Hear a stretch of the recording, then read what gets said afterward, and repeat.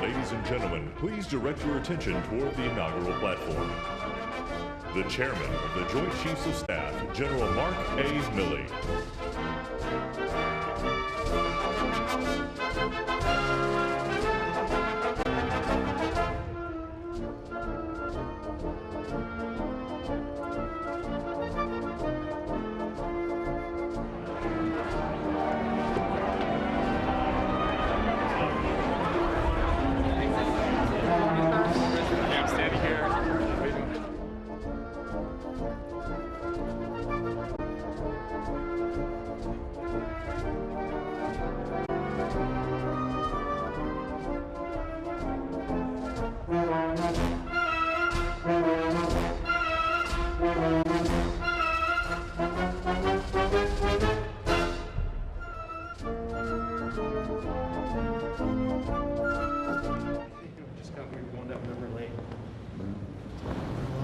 Races.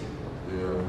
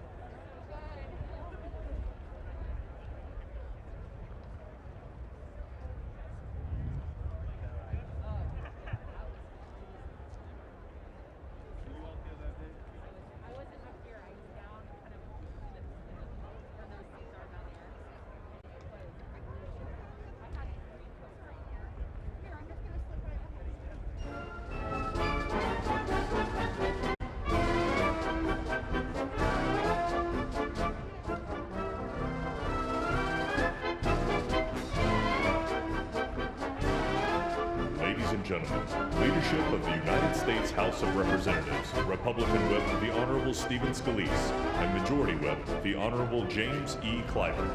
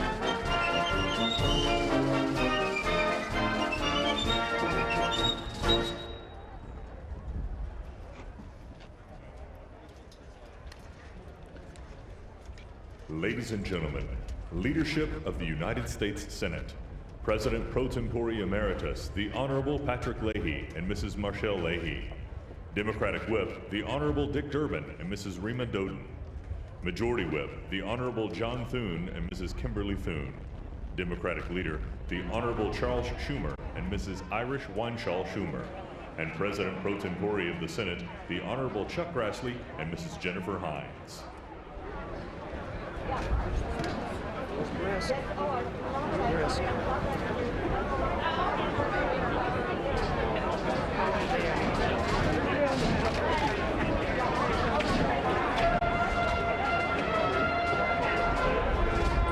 my gosh, it's going to be cold.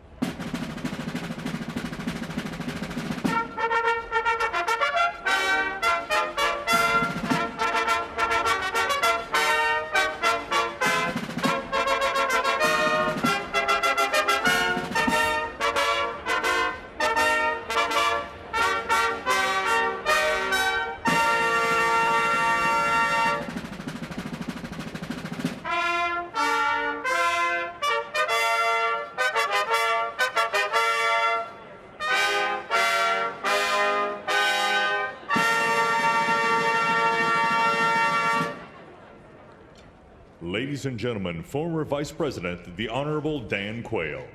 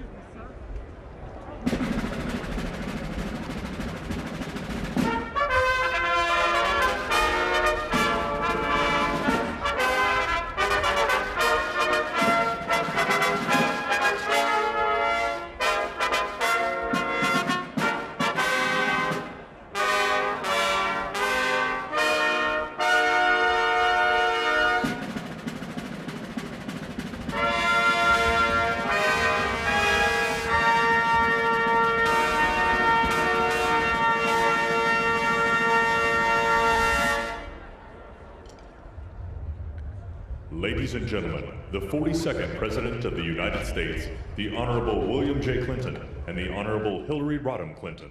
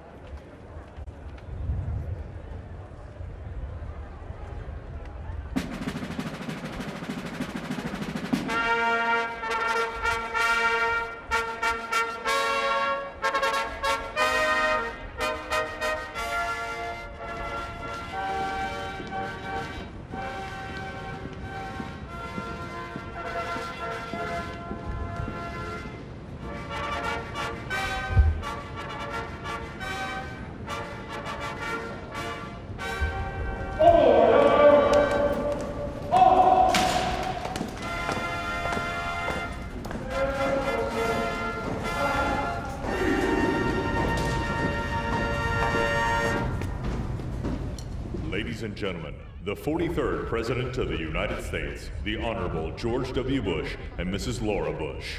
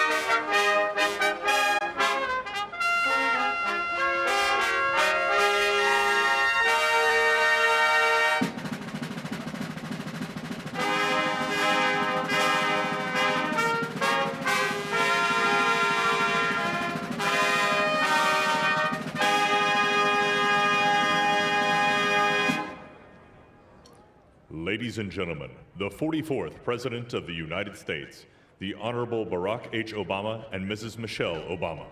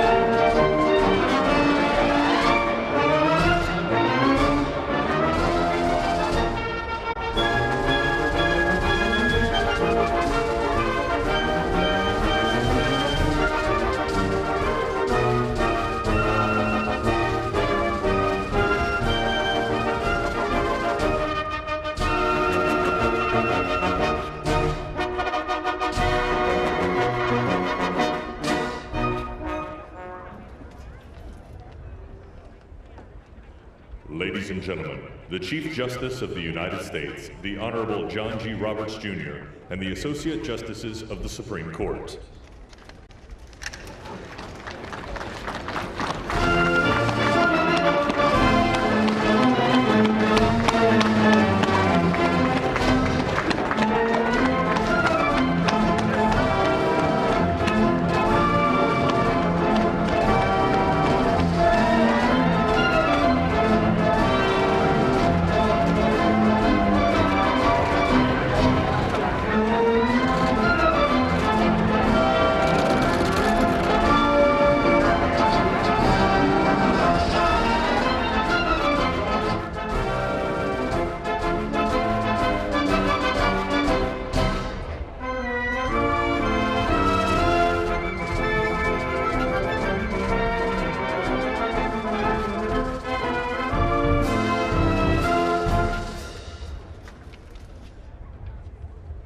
Ladies and gentlemen, the children of Vice President-elect Harris and Mr. Douglas Imhoff, Cole Mackin Imhoff, and Ella Rose Imhoff.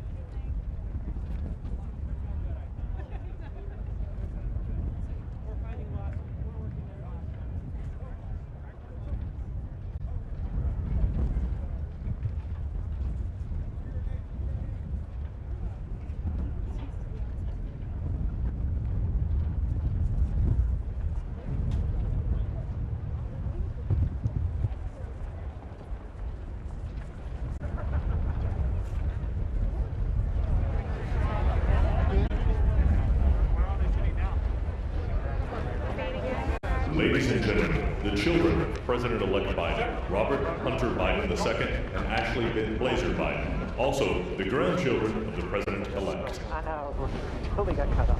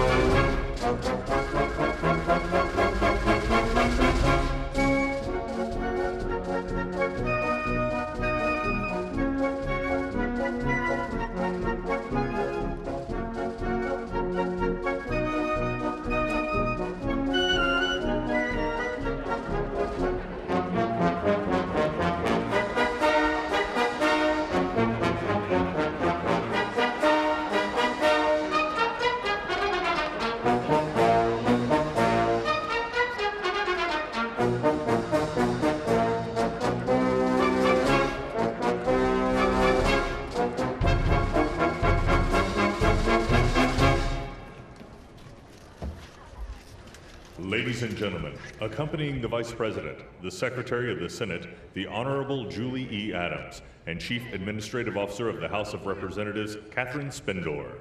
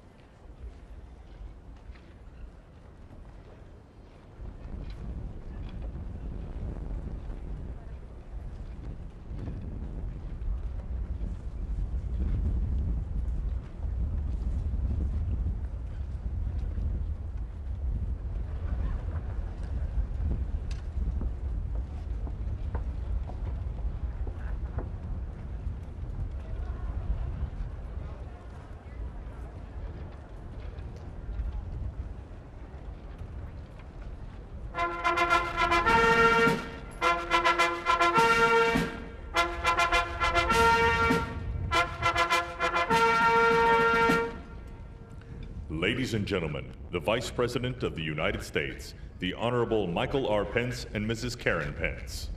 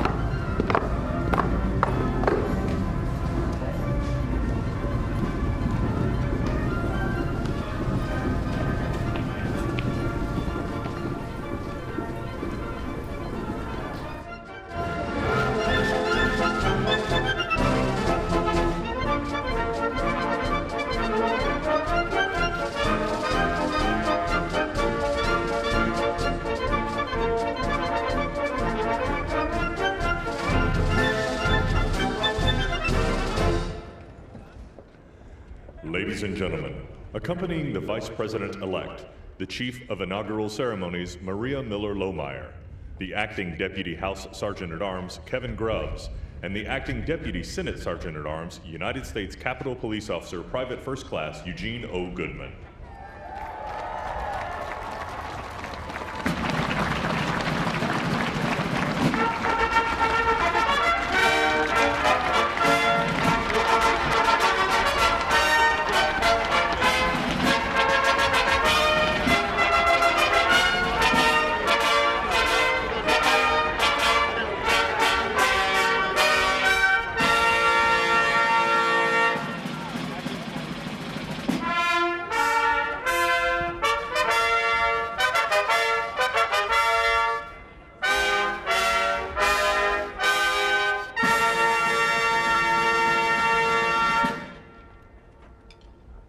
Ladies and gentlemen, the Vice President-elect of the United States, Kamala Devi Harris, and Mr. Douglas Emhoff.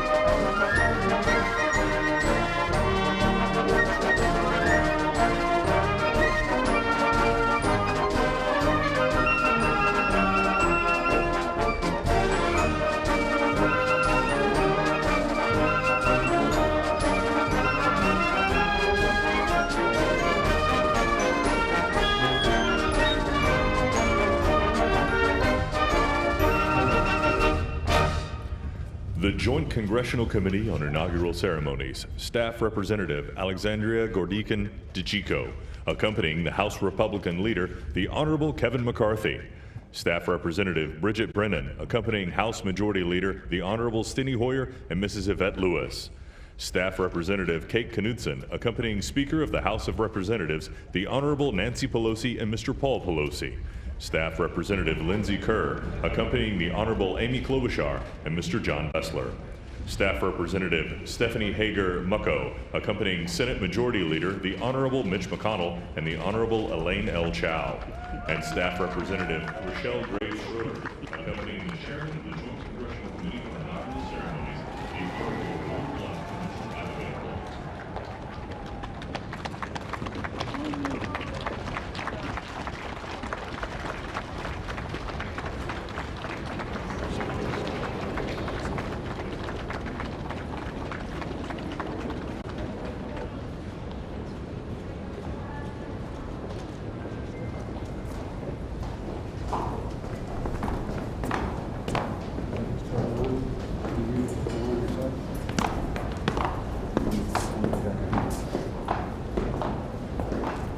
Stand by.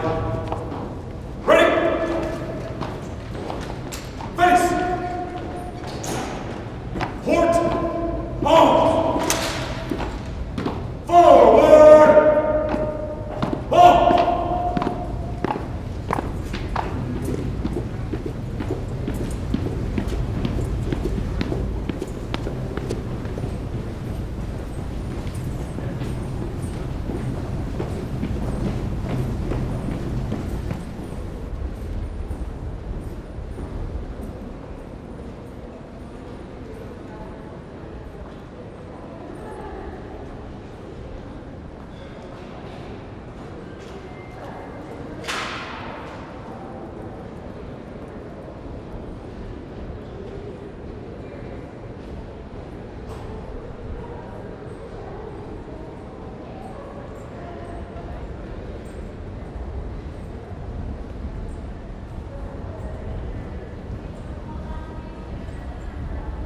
Ladies and gentlemen, accompanying the President-elect, the Staff Director of the Joint Congressional Committee on Inaugural Ceremonies, Fitzhugh Elder IV, the Acting House Senate Sergeant-at-Arms, Tim Blodgett, and the Acting Senate Sergeant-at-Arms, Jennifer Hemingway.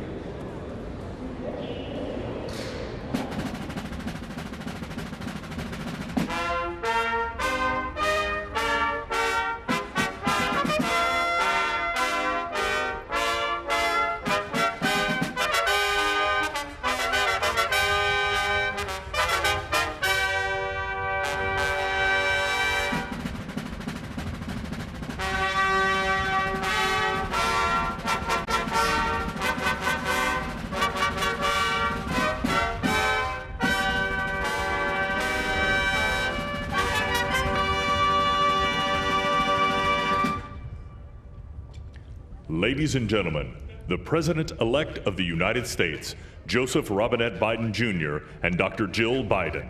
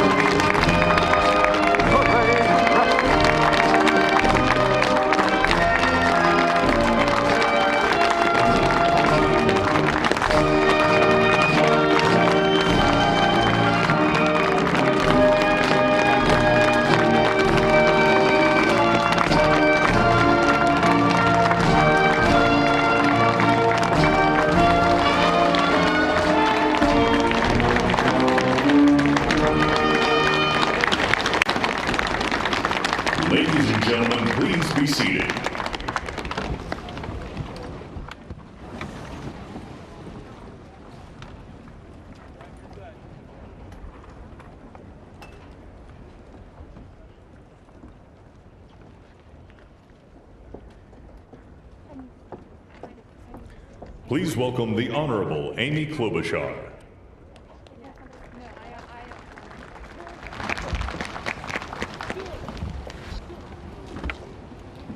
Vice President Pence, Mr. President-elect, Madam Vice President-elect, members of Congress and the judicial branch, former presidents and first ladies, vice presidents, leaders from abroad, and a whole bunch of Bidens. America, welcome to the 59th presidential inauguration, where in just a few moments, Joe Biden and Kamala Harris will take their solemn oaths. This ceremony is the culmination of 244 years of a democracy. It is the moment when leaders brought to this stage by the will of the people promise to be faithful to our Constitution, to cherish it and defend it. It is the moment when they become, as we all should be, guardians of our country. Have we become too jaded, too accustomed to the ritual of the passing of the torch of democracy to truly appreciate what a blessing and a privilege it is to witness this moment? I think not. 2 weeks ago, when an angry, violent mob staged an insurrection and desecrated this temple of our democracy, it awakened us to our responsibilities as Americans. This is the day when our democracy picks itself up, brushes off the dust, and does what America always does, goes forward as a nation under God, indivisible, with liberty and justice for all. This conveyance of a sacred trust between our leaders and our people takes place in front of this shining Capitol dome for a reason. When Abraham Lincoln gave his first inaugural address in front of this Capitol, the dome was only partially constructed, braced by ropes of steel. He promised he would finish it. He was criticized for spending funds on it during the Civil War. To those critics, he replied, "If the people see the Capitol going on, it is a sign we intend the Union shall go on." And it did, and it will. Generations of Americans gave their lives to preserve our republic in this place. Great legislation to protect civil rights and economic security and lead the world was debated and crafted under this dome. Now it falls on all of us, not just the two leaders we are inaugurating today, to take up the torch of our democracy, not as a weapon of political arson, but as an instrument for good. We pledge today never to take our democracy for granted as we celebrate its remarkable strength. We celebrate its resilience, its grit. We celebrate the ordinary people doing extraordinary things for our nation, the doctors and nurses on the front line of this pandemic, the officers in the Capitol, a new generation never giving up hope for justice. We celebrate a new president, Joe Biden, who vows to restore the soul of America and cross the river of our divides to a higher plane. And we celebrate our first African American, first Asian American, and first woman vice president, Kamala Harris, who stands on the shoulders of so many on this platform who have forged the way to this day. When she takes the oath of office, little girls and boys across the world will know that anything and everything is possible. And in the end, that is America, our democracy, a country of so much good. And today, on these Capitol steps and before this glorious field of flags, we rededicate ourselves to its cause. Thank you. It is now my honor to introduce to you the senator who has worked with me and so many others to make this ceremony possible, my friend and the chair of the inaugural committee, Missouri Senator Roy Blunt.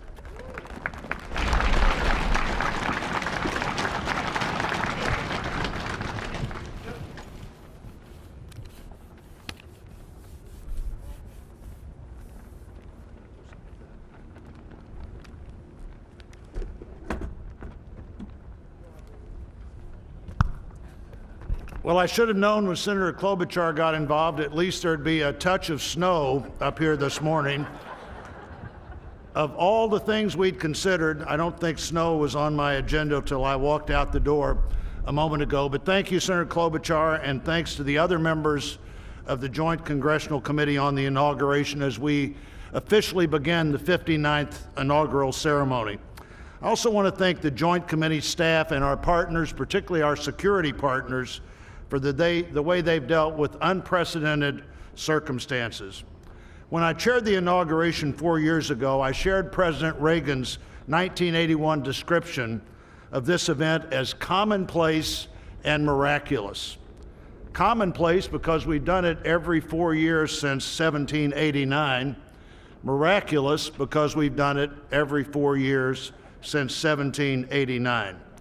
Americans have celebrated this moment during war, during depression, and now during pandemic. Once again, all three branches of our government come together as the Constitution envisions. Once again, we renew our commitment to our determined democracy, forging a more perfect union. That theme for this inauguration, our determined democracy, forging a more perfect union, was announced by the Joint Committee before the election with the belief that the United States can only fulfill its promise and set an example for others if we are always working to be better than we have been. The Constitution established that determined democracy with its first three words, declaring the people as the source of the government. The Articles of Confederation hadn't done that. The Magna Carta hadn't done that. Only the Constitution says the government exists because the people are the source of the reason it exists. They immediately followed those first three words with the words to form a more perfect union. The founders did not say to form a perfect union. They did not claim that in our new country nothing would need to be improved. Fortunately, they understood that always working to be better would be the hallmark of a great democracy. The freedoms we have today, the nation we have today, is not here just because it happened, and they aren't complete. A great democracy working through the successes and failures of our history, striving to be better than it had been. And we are more than we have been, and we are less than we hope to be. The assault on our Capitol at this very place just 2 weeks ago reminds us that a government designed to balance and check itself is both fragile and resilient. During the last year, the pandemic challenged our free and open society and called for extraordinary determination and sacrifice, and still challenges us today. Meeting that challenge head on have been and are healthcare workers, scientists, first responders, essential frontline workers, and so many others we depend on in so many ways. Today we come to this moment, people all over the world, as we're here, are watching and will watch what we do here. Our government comes together. The Congress and the courts join the transition of executive responsibility. One political party more pleased today and on every inaugural day than the other. But this is not a moment of division, it's a moment of unification. A new administration begins and brings with it a new beginning. And with that, our great national debate goes forward, and a determined democracy will continue to be essential in pursuit of a more perfect union and a better future for all Americans. What a privilege for me to join you today. Thank you.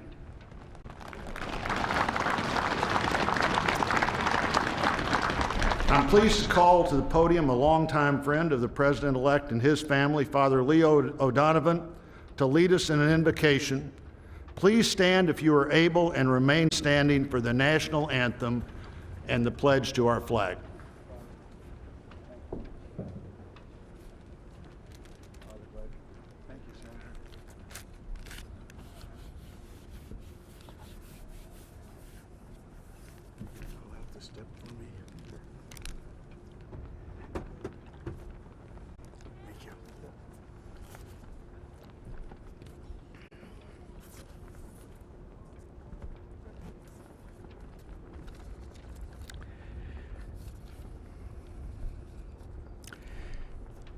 Gracious and merciful God, at this sacred time we come before you in need, indeed on our knees.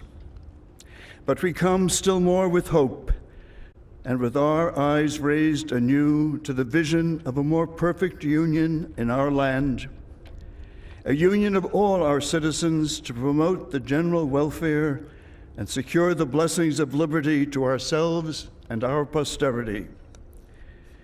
We are a people of many races, creeds, and colors, national backgrounds, cultures, and styles, now far more numerous and on land much vaster than when Archbishop John Carroll wrote his prayer for the inauguration of George Washington 232 years ago.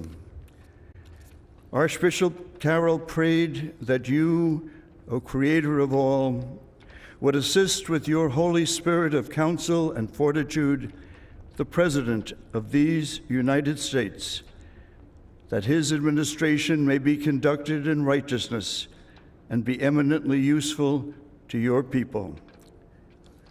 Today we confess our past failures to live according to our vision of equality, inclusion, and freedom for all. Yet we resolutely commit still more now to renewing the vision, to caring for one another in word and deed, especially the least fortunate among us, and so becoming a light for the world. There is a power in each and every one of us that lives by turning to every other one of us, a thrust of the Spirit to cherish and care and stand by others, and above all, those most in need.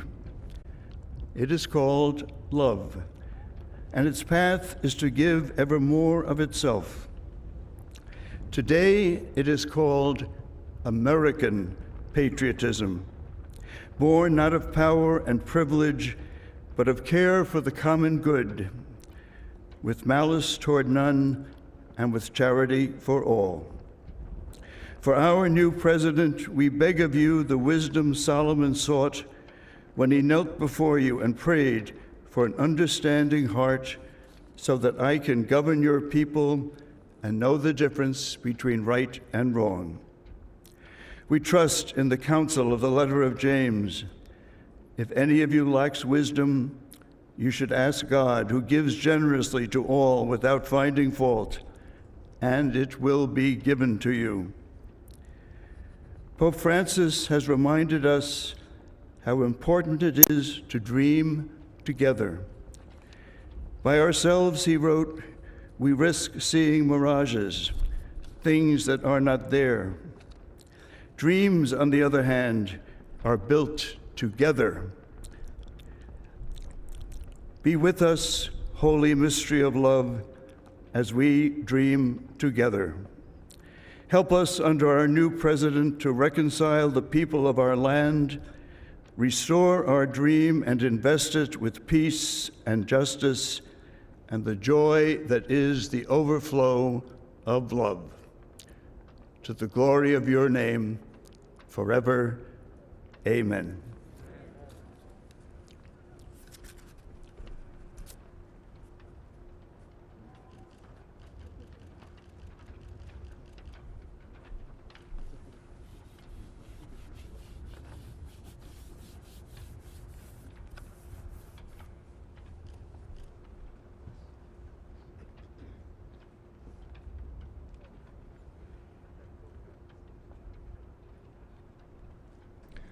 Ladies and gentlemen, please remain standing for the presentation of our national colors by the Armed Forces Color Guard, the singing of our national anthem, and for the Pledge of Allegiance.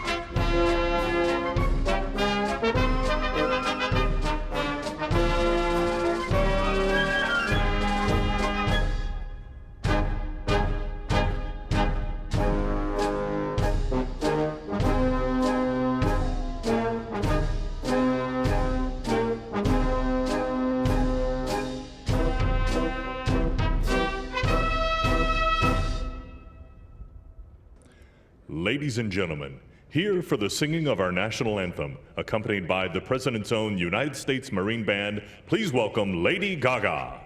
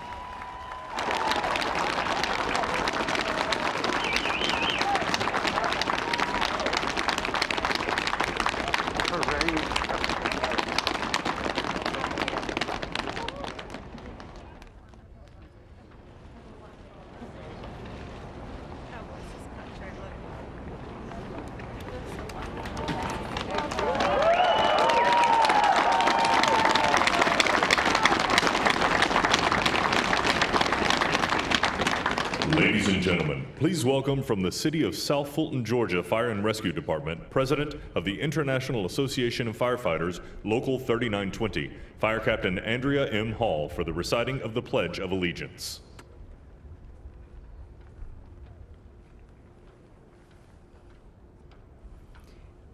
I pledge allegiance to the flag of the United States of America and to the republic for which it stands, one nation, under God, indivisible, with liberty and justice for all.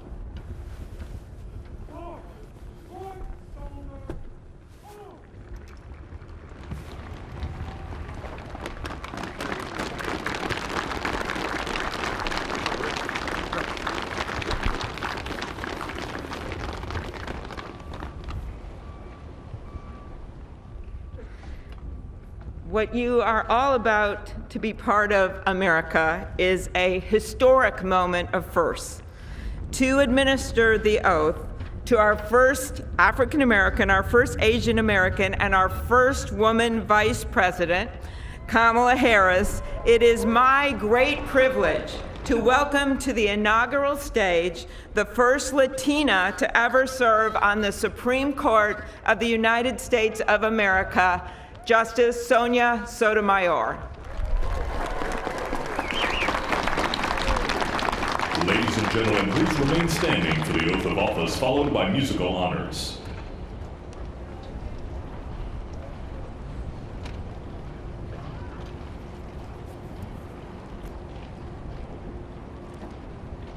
Please raise your right hand and repeat after me.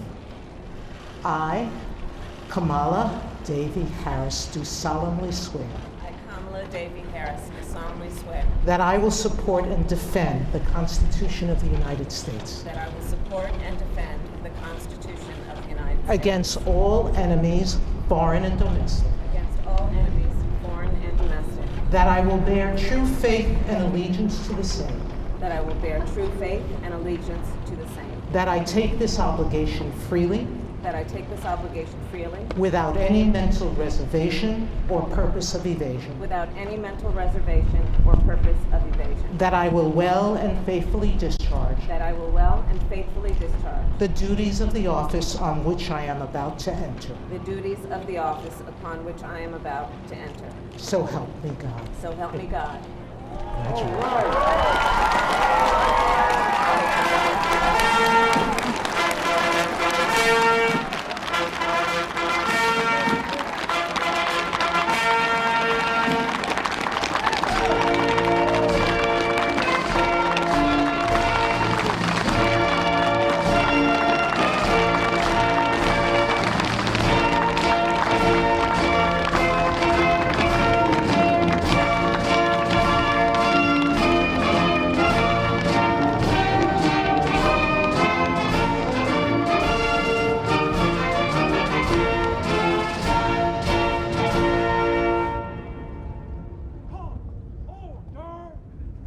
Ladies and gentlemen, please be seated.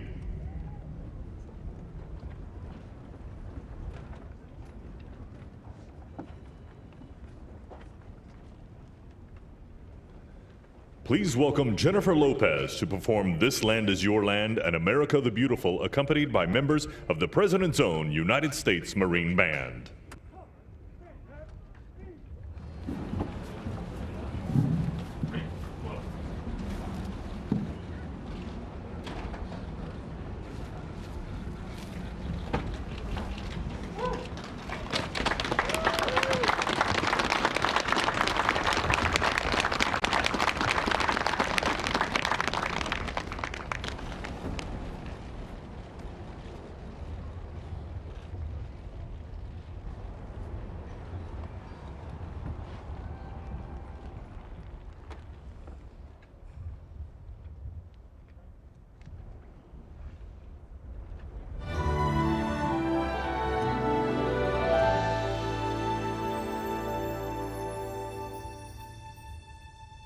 This land is your land.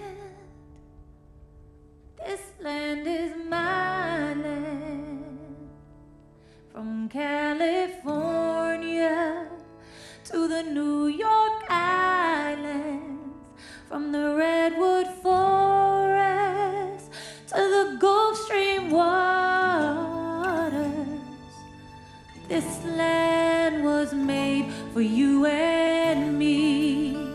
As I went walking down that ribbon of highway, I saw above me that endless skyway. I saw below me that golden valley. This land was made for you and me. Oh, this land, oh, this land. This land was made for you and me. Oh, this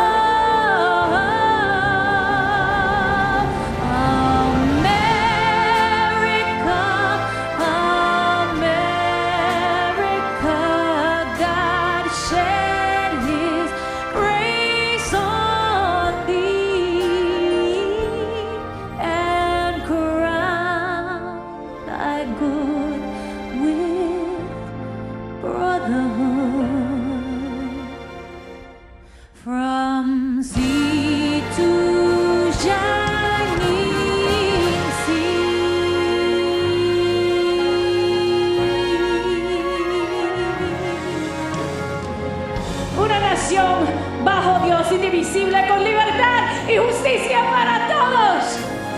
Let's get loud.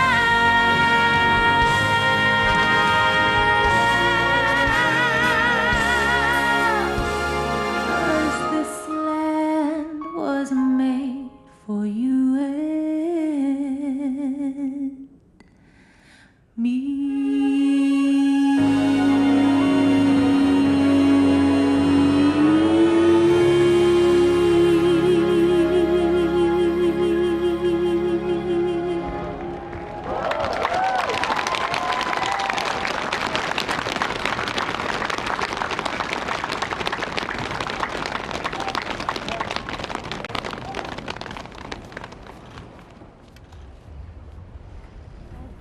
Well, that was great. The sun is shining, and Mr. President-elect, this is the first inauguration in the history of America where J-Lo was the warm-up act for Chief Justice Roberts.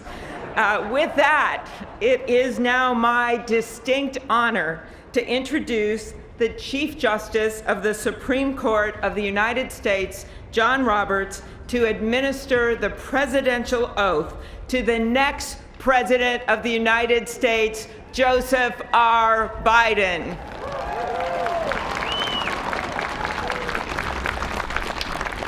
Ladies and gentlemen, please stand for the oath of office, followed by musical honors.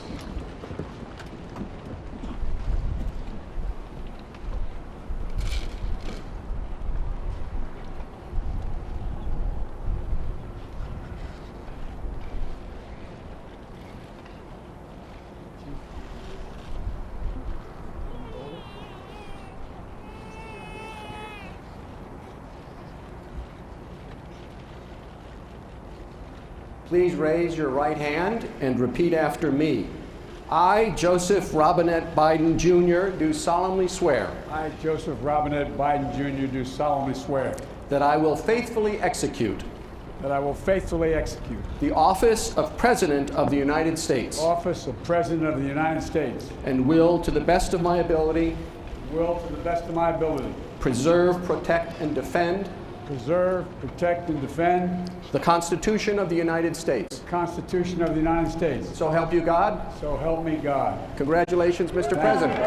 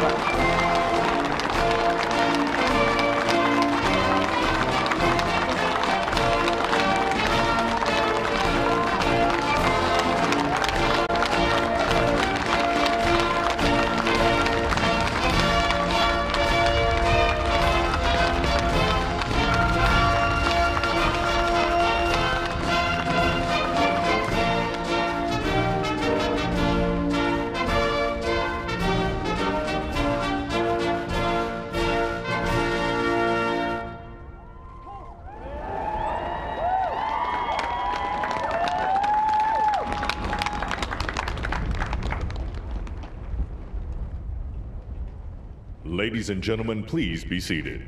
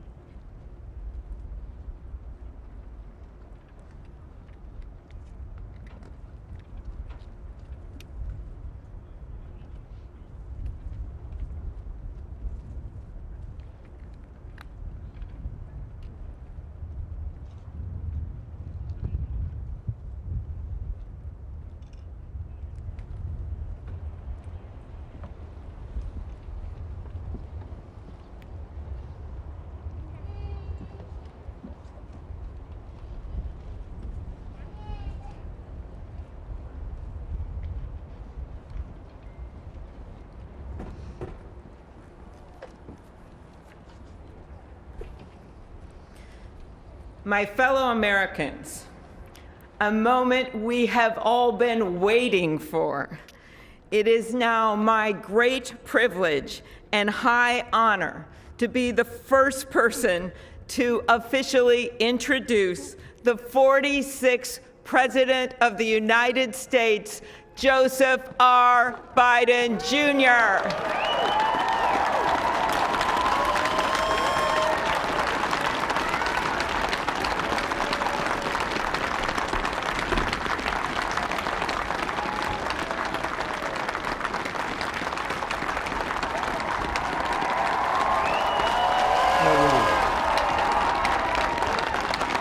Chief Justice Roberts, Vice President Harris, Speaker Pelosi, Leader Schumer, Leader McConnell, Vice President Pence, and my distinguished guests, my fellow Americans. This is America's day. This is democracy's day, a day of history and hope, of renewal and resolve. Through a crucible for the ages, America has been tested anew, and America has risen to the challenge. Today, we celebrate the triumph not of a candidate, but of a cause, the cause of democracy. The people, the will of the people has been heard, and the will of the people has been heeded. We've learned again that democracy is precious. Democracy is fragile. And at this hour, my friends, democracy has prevailed. So now, on this hallowed ground where just a few days ago, violence sought to shake the Capitol's very foundation, we come together as one nation, under God, indivisible, to carry out the peaceful transfer of power as we have for more than 2 centuries. As we look ahead in our uniquely American way, restless, bold, optimistic, and set our sights on the nation we know we can be and we must be. I thank my predecessors of both parties for their presence here today. I thank them from the bottom of my heart, and I know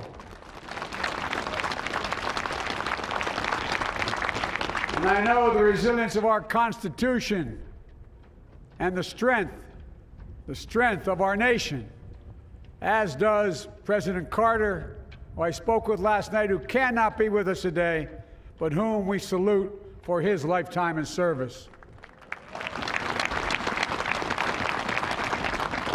I've just taken the sacred oath each of those patriots have taken, the oath first sworn by George Washington.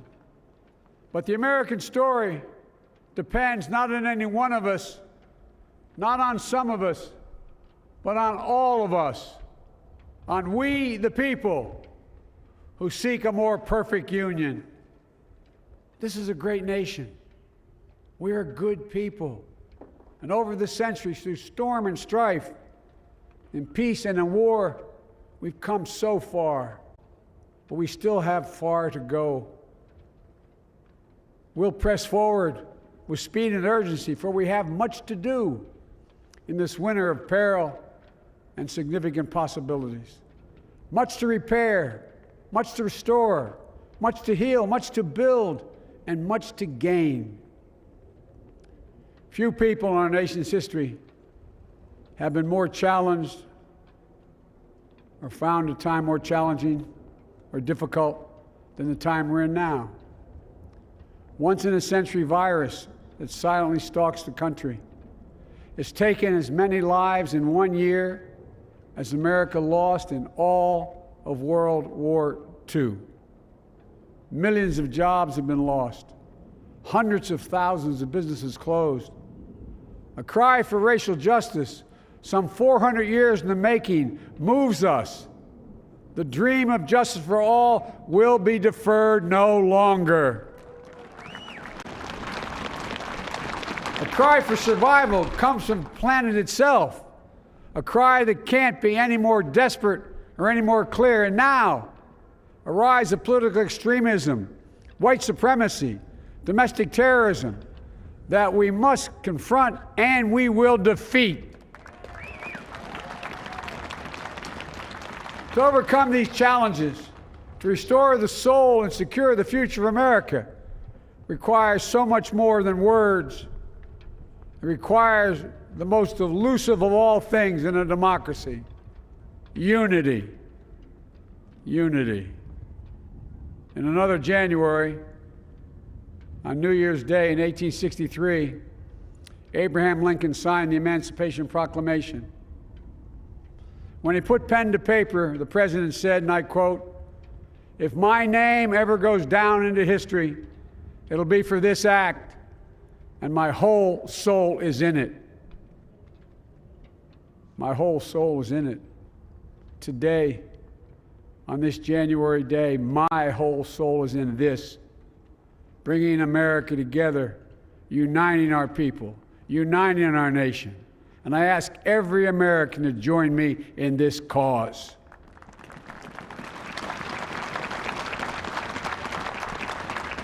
Uniting to fight the foes we face: anger, resentment and hatred, extremism, lawlessness, violence, disease, joblessness, and hopelessness.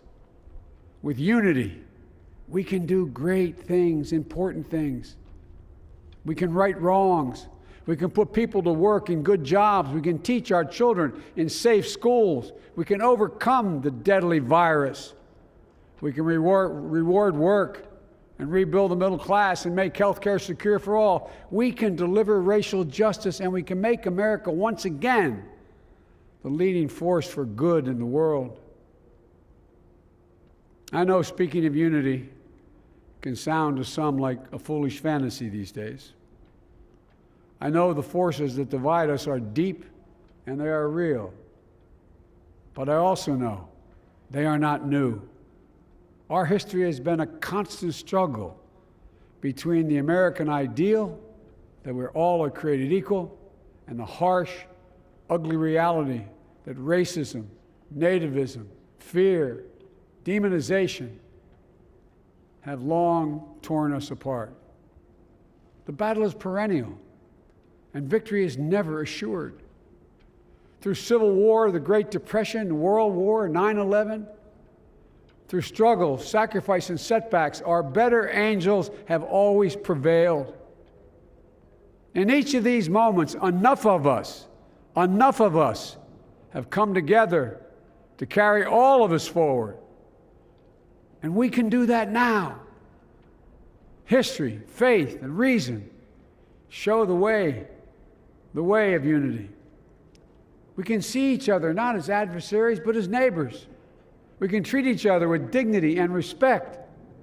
We can join forces, stop the shouting, and lower the temperature. For without unity, there is no peace, only bitterness and fury. No progress, only exhausting outrage. No nation, only a state of chaos. This is our historic moment of crisis and challenge, and unity is the path forward. And we must meet this moment as the United States of America. If we do that, I guarantee you we will not fail. We have never, ever, ever, ever failed in America when we've acted together. And so today, at this time, in this place, let's start afresh, all of us. Let's begin to listen to one another again, hear one another, see one another, show respect to one another. Politics doesn't have to be a raging fire, destroying everything in its path. Every disagreement doesn't have to be a cause for total war. And we must reject the culture in which facts themselves are manipulated and even manufactured.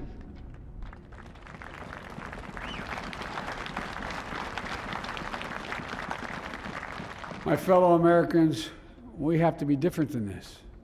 America has to be better than this. And I believe America is so much better than this. Just look around. Here we stand in the shadow of the Capitol Dome, as was mentioned earlier, completed amid the Civil War, when the Union itself was literally hanging in the balance. Yet we endured. We prevailed. Here we stand, looking out on the great mall where Dr. King spoke of his dream. Here we stand where 108 years ago, at another inaugural, thousands of protesters tried to block brave women marching for the right to vote. And today, we mark the swearing in of the first woman in American history elected to national office, Vice President Kamala Harris. Don't tell me things can't change. Here we stand across the Potomac from Arlington Cemetery, where heroes who gave the last full measure of devotion rest in eternal peace. And here we stand, just days after a riotous mob thought they could use violence to silence the will of the people, to stop the work of our democracy, to drive us from this sacred ground. It did not happen. It will never happen. Not today, not tomorrow, not ever. Not ever.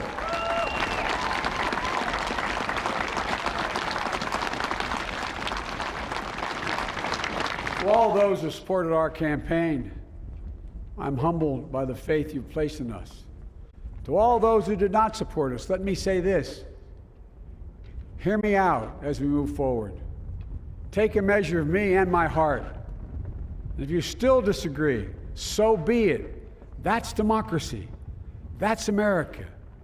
The right to dissent peaceably within the guardrails of our republic is perhaps this nation's greatest strength. Yet hear me clearly. Disagreement must not lead to disunion. And I pledge this to you. I will be a president for all Americans. All Americans. And I promise you, I will fight as hard for those who did not support me as for those who did.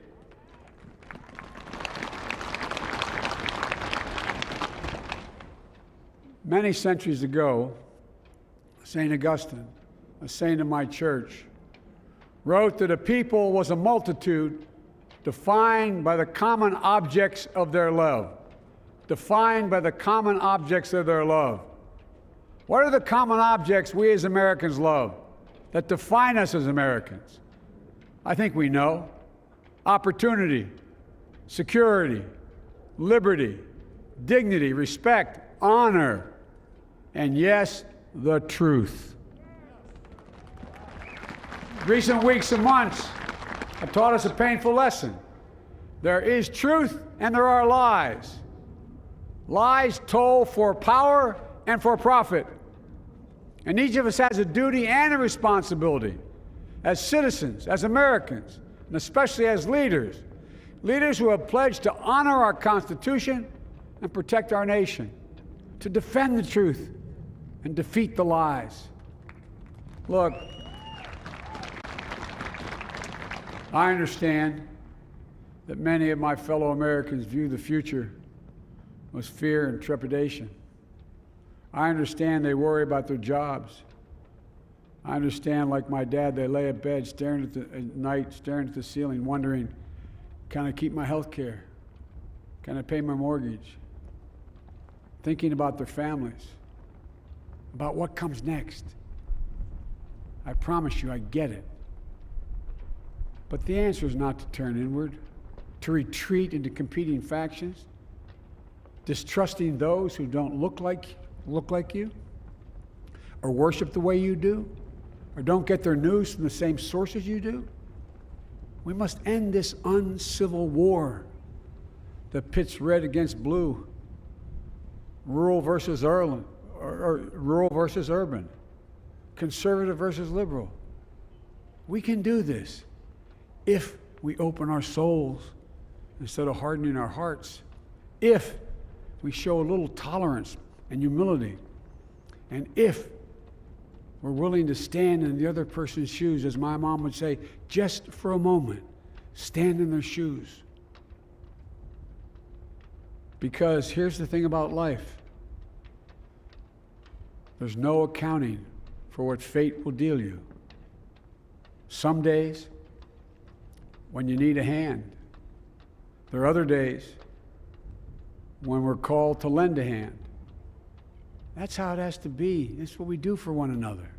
And if we are this way, our country will be stronger, more prosperous, more ready for the future. And we can still disagree. My fellow Americans, in the work ahead of us, we're going to need each other. We need all our strength to persevere through this dark winter. We're entering what may be the toughest and deadliest period of the virus. We must set aside politics and finally face this pandemic as one nation. One nation. And I promise you this, as the Bible says, weeping may endure for a night, but joy cometh in the morning. We will get through this together. Together. Look, folks, all my colleagues I serve with in the House and the Senate up here, we all understand the world is watching all of us today. So here's my message to those beyond our borders. America has been tested, and we've come out stronger for it. We will repair our alliances and engage with the world once again, not to meet yesterday's challenges, but today's and tomorrow's challenges. And we'll lead not merely by the example of our power, but by the power of our example.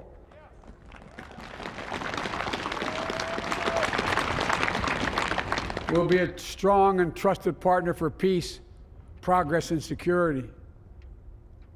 Look, you all know we've been through so much in this nation. And in my first act as president, I'd like to ask you to join me in a moment of silent prayer. Remember all those who we lost in this past year to the pandemic. Those 400,000 fellow Americans, moms, dads, husbands, wives, sons, daughters, friends, neighbors, and co-workers. We'll honor them by becoming the people and the nation we know we can and should be. So I ask you, let's say a silent prayer for those who've lost their lives and those left behind, and for our country.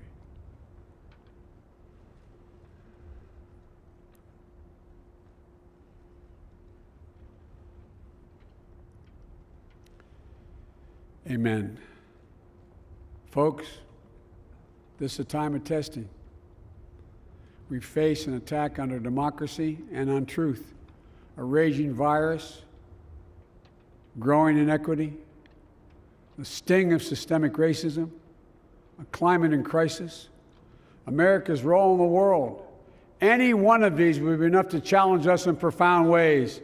But the fact is, we face them all at once, presenting this nation with one of the gravest responsibilities we've had.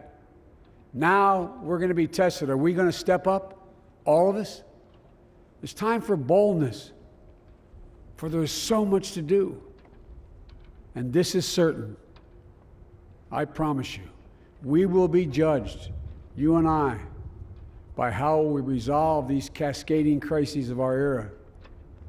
We will rise to the occasion is the question. Will we master this rare and difficult hour? Will we meet our obligations and pass along a new and better world to our children? I believe we must. I'm sure you do as well. I believe we will. And when we do, we'll write the next great chapter in the history of the United States of America, the American story. A story that might sound something like a song that means a lot to me. It's called American Anthem. There's one verse that stands out, at least for me, and it goes like this. The work and prayers of century have brought us to this day. What shall be our legacy? What will our children say? Let me know in my heart when my days are through. America, America, I gave my best to you. Let's us add our own work and prayers to the unfolding story of our great nation. If we do this, then when our days are through, our children and our children's children will say of us, they gave their best, they did their duty, they healed a broken land. My fellow Americans, I close the day where I began, with the sacred oath. Before God and all of you, I give you my word. I will always level with you. I will defend the Constitution. I'll defend our democracy. I'll defend America. And I'll give all of you, keep everything I do in your service, thinking not of power, but of possibilities, not of personal interest, but the public good. And together, we shall write an American story of hope, not fear, of unity, not division, of light, not darkness, a story of decency and dignity, love and healing, greatness and goodness. May this be the story that guides us, the story that inspires us, and the story that tells ages yet to come that we answered the call of history. We met the moment. Democracy and hope, truth and justice did not die on our watch but thrived. That America secured liberty at home and stood once again as a beacon to the world. That is what we owe our forebears, one another, and generation to follow. So, with purpose and resolve, we turn to those tasks of our time, sustained by faith, driven by conviction, and devoted to one another and the country we love with all our hearts. May God bless America, and may God protect our troops. Thank you, America.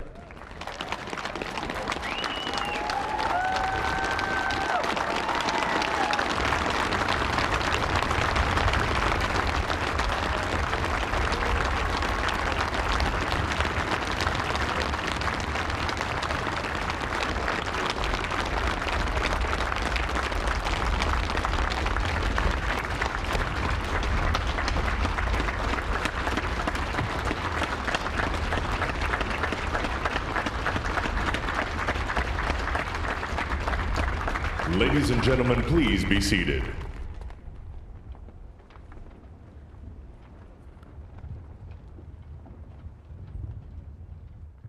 Ladies and gentlemen, please welcome Garth Brooks to perform Amazing Grace.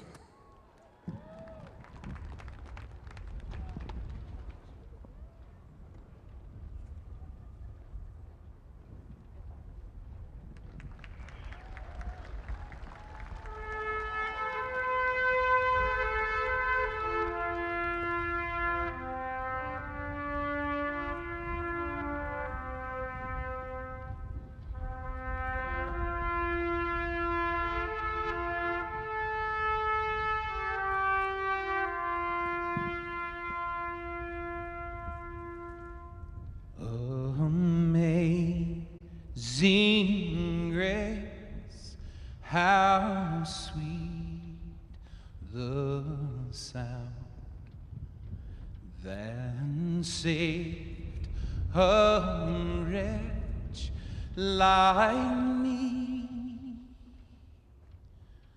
I was lost, but now I'm found. Was blind, but now I see. When we've been there 10,000 years, bright shining as the sun, we've no less days to sing God's praise than when we first begun. If I can ask you to sing this last verse with me, not just the people here, but the people at home. work as one, united. Amazing grace, how sweet the sound that saved a wretch like me. I once was lost, but now I'm found. Was blind, but now I see.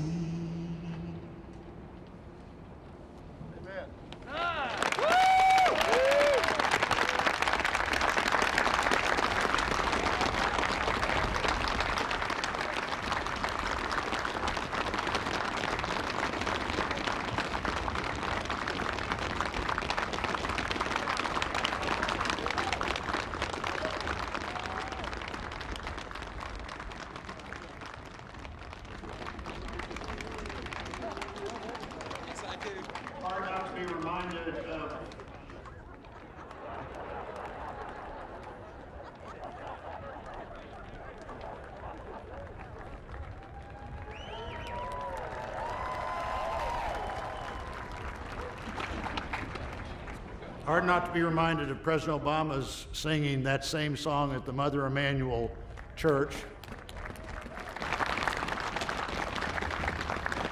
A song that in our culture is as close to both poetry and prayer as you could possibly come.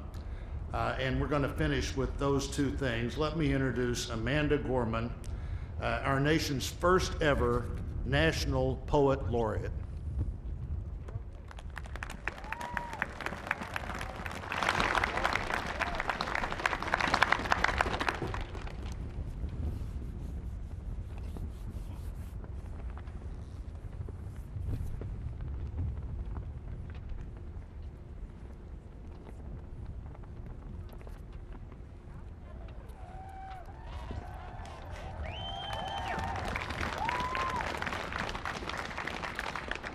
Mr. President, Dr. Biden, Madam Vice President, Mr. Emhoff, Americans, and the world. When day comes, we ask ourselves, where can we find light in this never-ending shade? The loss we carry, a sea we must wade. We've braved the belly of the beast. We've learned that quiet isn't always peace, in the norms and notions of what just isn't always just is. And yet the dawn is hours before we knew it. Somehow we do it. Somehow we've weathered and witnessed a nation that isn't broken, but simply unfinished. We, the successors of a country and a time where a skinny black girl descended from slaves and raised by a single mother can dream of becoming president, only to find herself reciting for one. And yes, we are far from polished, far from pristine, but that doesn't mean we are striving to form a union that is perfect. We are striving to forge our union with purpose, to compose a country committed to all cultures, colors, characters, and conditions of man. And so we lift our gazes not to what stands between us, but what stands before us. We close the divide because we know to put our future first, we must first put our differences aside. We lay down our arms so we can reach out our arms to one another. We seek harm to none and harmony for all. Let the globe, if nothing else, say this is true. That even as we grieved, we grew, that even as we hurt, we hoped, that even as we tired, we tried, that we'll forever be tied together, victorious, not because we will never again know defeat, but because we will never again sow division. Scripture tells us to envision that everyone shall sit under their own vine and fig tree, and no one shall make them afraid. If we're to live up to our own time, then victory won't lie in the blade, but in all the bridges we've made. That is the promised glade, the hill we climb, if only we dare it, because being American is more than a pride we inherit. It's the past we step into and how we repair it. We've seen a force that would shatter our nation rather than share it, would destroy our country if it meant delaying democracy. And this effort very nearly succeeded. But while democracy can be periodically delayed, it can never be permanently defeated. In this truth, in this faith we trust, for while we have our eyes on the future, history has its eyes on us. This is the era of just redemption. We feared it at its inception. We did not feel prepared to be the heirs of such a terrifying hour, but within it we found the power to author a new chapter, to offer hope and laughter to ourselves. So, while once we asked, how could we possibly prevail over catastrophe? Now we assert, how could catastrophe possibly prevail over us? We will not march back to what was, but move to what shall be, a country that is bruised but whole, benevolent but bold, fierce and free.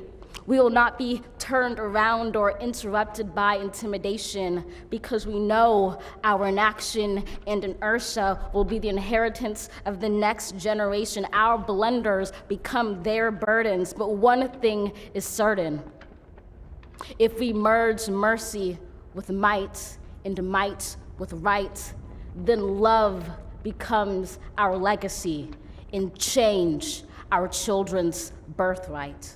So let us leave behind a country better than the one we were left. With every breath from my bronze-pounded chest, we will raise this wounded world into a wondrous one. We will rise from the gold-limbed hills of the west. We will rise from the wind-swept northeast, where our forefathers first realized revolution. We will rise from the lake-rimmed cities of the Midwestern states. We will rise from the sun-baked south. We will rebuild, reconcile, and recover in every known nook of our nation, in every corner called our country. Our people, diverse and beautiful, will emerge battered and beautiful. When day comes, we step out of the shade, aflame and unafraid. The new dawn blooms as we free it. For there is always light, if only we're brave enough to see it, if only we're brave enough to be it.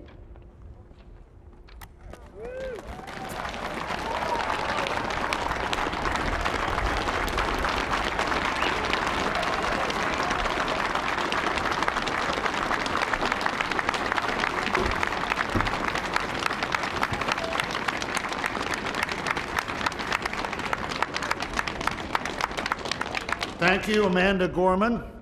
Now for our benediction, I'm pleased to introduce Reverend Dr. Sylvester Beeman, the pastor of the Bethel African Methodist Episcopal Church in Wilmington, Delaware, a friend of President Biden for 30 years.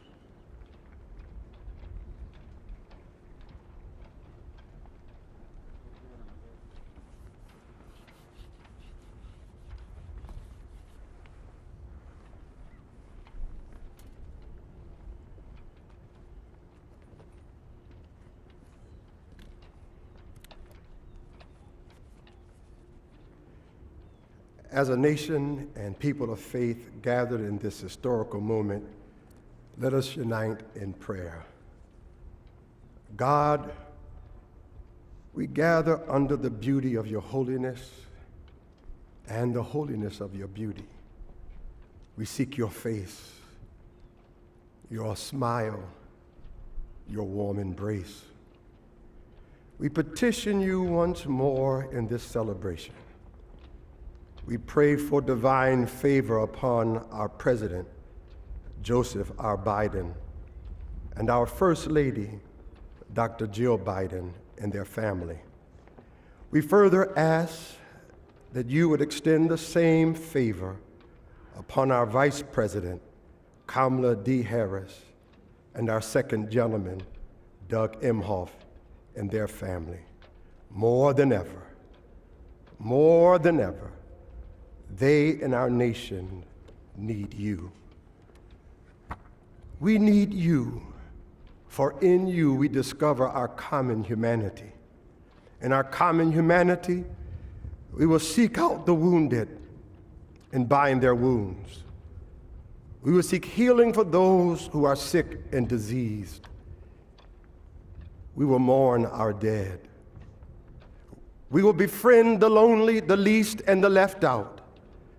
We will share our abundance with those who are hungry. We will do justly to the oppressed, acknowledge sin, and seek forgiveness, thus grasping reconciliation. In discovering our humanity, we will seek the good in and for all our neighbors. We will love the unlovable, remove the stigma of the so-called untouchables. We will care for our most vulnerable, our children, the elderly, emotionally challenged, and the poor. We will seek rehabilitation beyond correction. We will extend opportunity to those locked out of opportunity. We will make friends of our enemies. We will make friends of our enemies. People, your people, shall no longer raise up weapons against one another. We will rather use our resources for the national good and become a beacon of life and goodwill to the world. And neither shall we learn hatred anymore. We will lie down in peace and not make our neighbors afraid. In you, O God, we discover our humanity. In our humanity, we discover our commonness. Beyond the difference of color, creed, origin, political party, ideology, geography, and personal preferences. We'll become greater stewards of your environment, preserving the land, reaping from it a sustainable harvest, and securing its wonder and miracle-giving power for generations to come.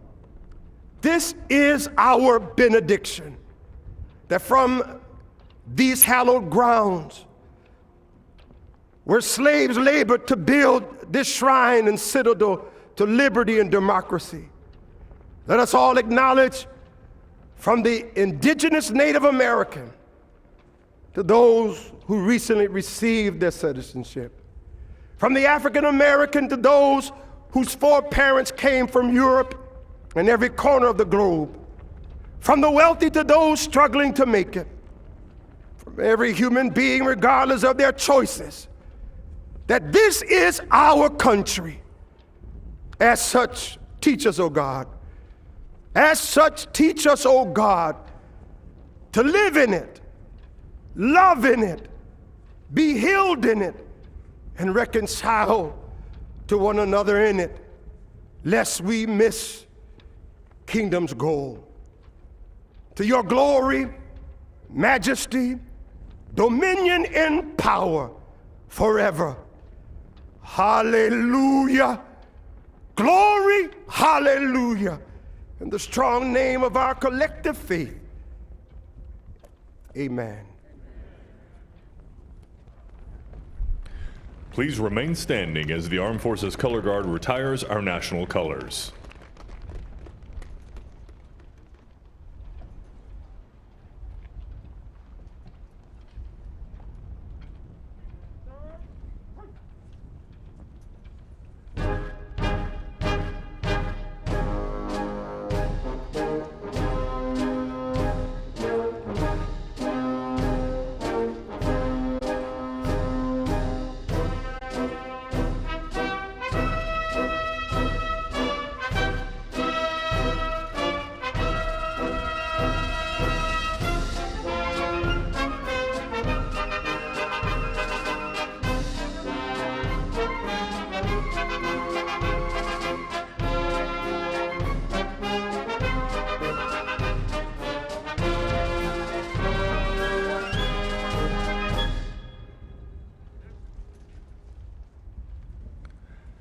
Ladies and gentlemen, please be seated and remain in your seats while the President and official party depart the platform.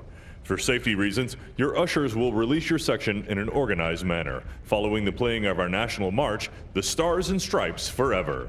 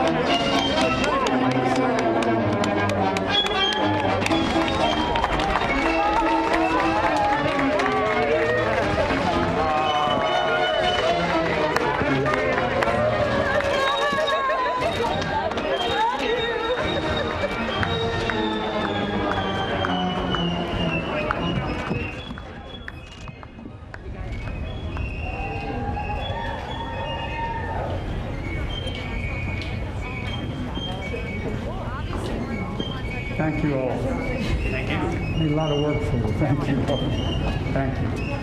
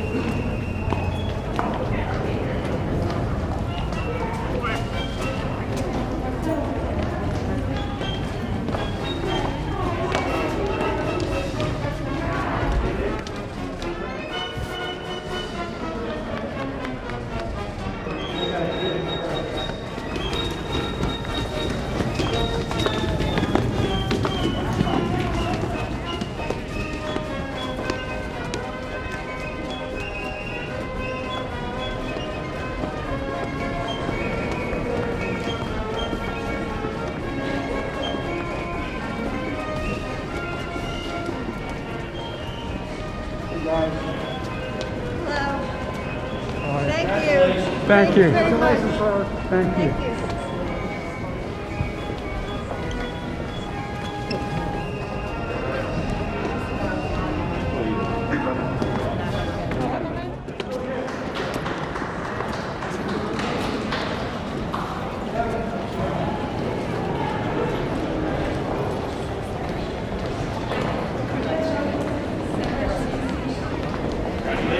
Thank you all. Thank you very much. Thank you.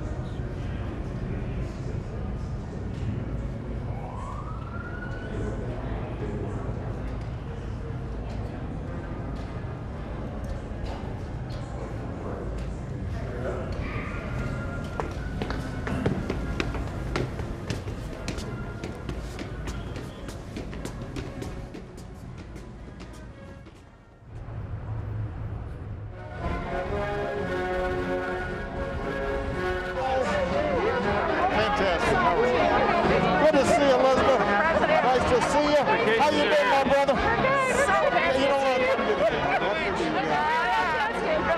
Good to see you. Hold down the fort in Delaware. You doing all right? Everybody's good? All right. Good job, brother. You did a real good job. Look, we'll catch up. I got some thoughts and ideas we need to think about. All right. Good. Hey, you.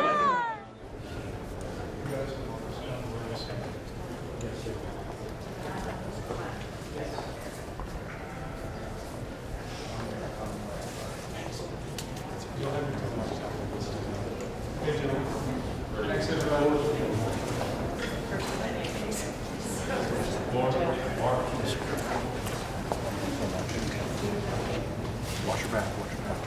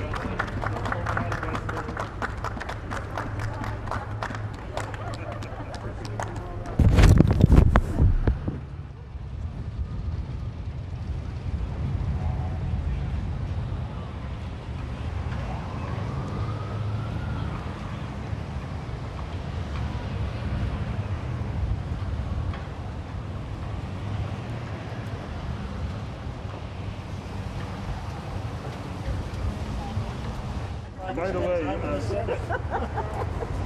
least more than the last year. so Robert Altman said say hello, and my pal Linda, we told them yesterday. They said Get the keys. Okay. All right. Congratulations. Congratulations. Well done. Almost finished.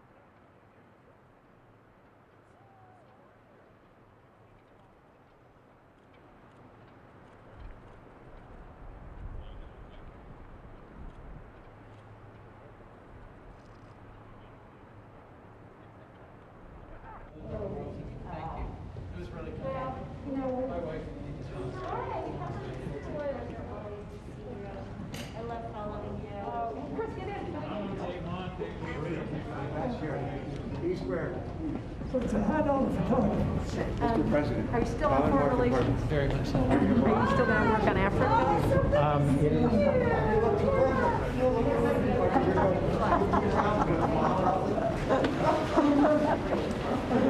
You're welcome.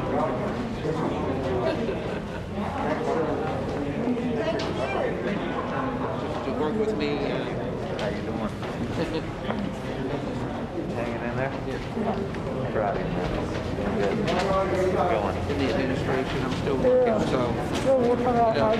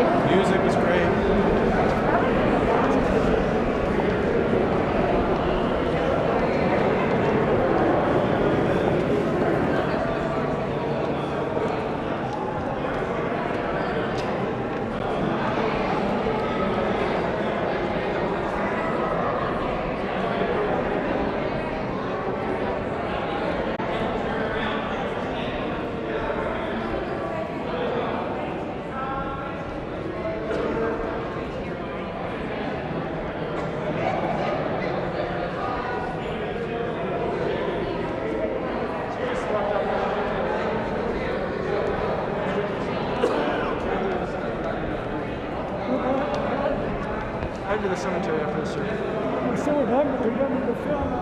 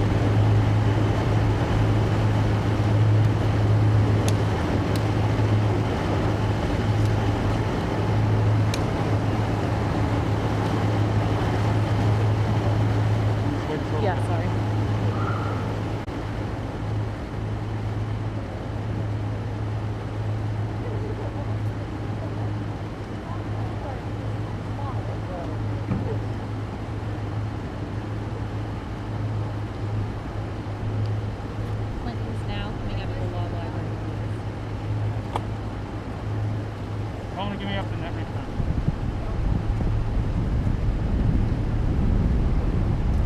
Let us know, listen out.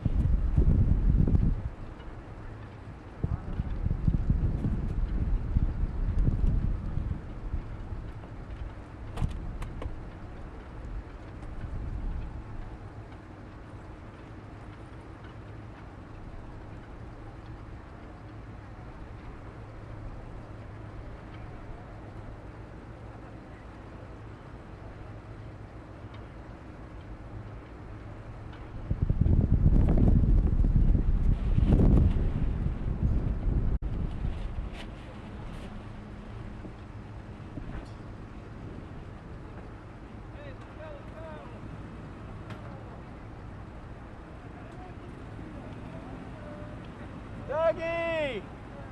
Dave T! What's happening?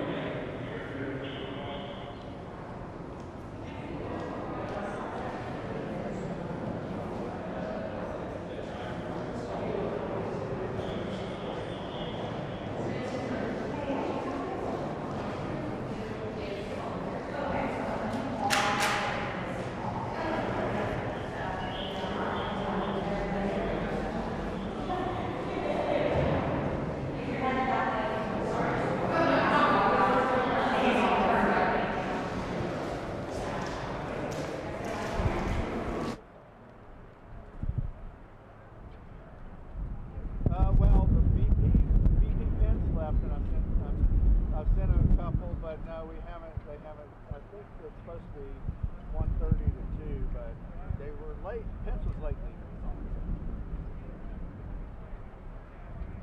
Yeah. All right. See ya. Thanks.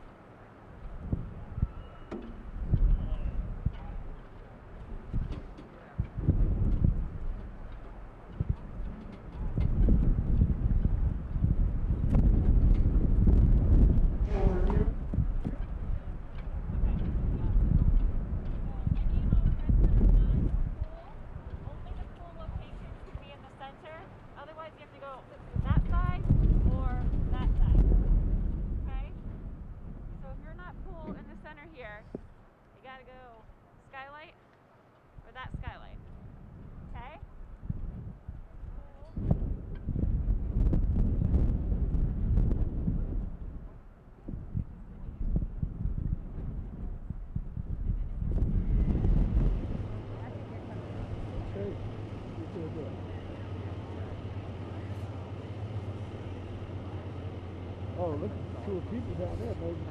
That's maybe. Yeah, but I'm saying they look like they're going towards the bus stop. They were like 5 people. But do you know, were they yellow?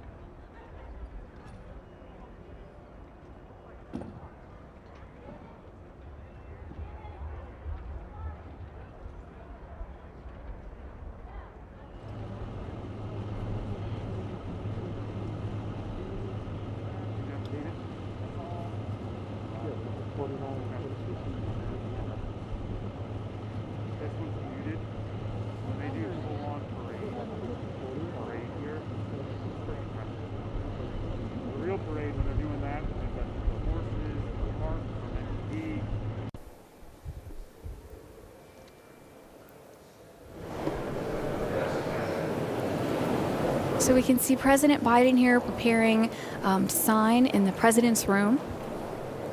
A small room on the Senate side of the Capitol. We have very exclusive access to see this today, the way that we're seeing this. There'll be some parts that we don't get to see, but they're being filmed for archival purposes, for posterity. Again, I want to go back. The reason why we have the president's room, yeah. George Washington. He said the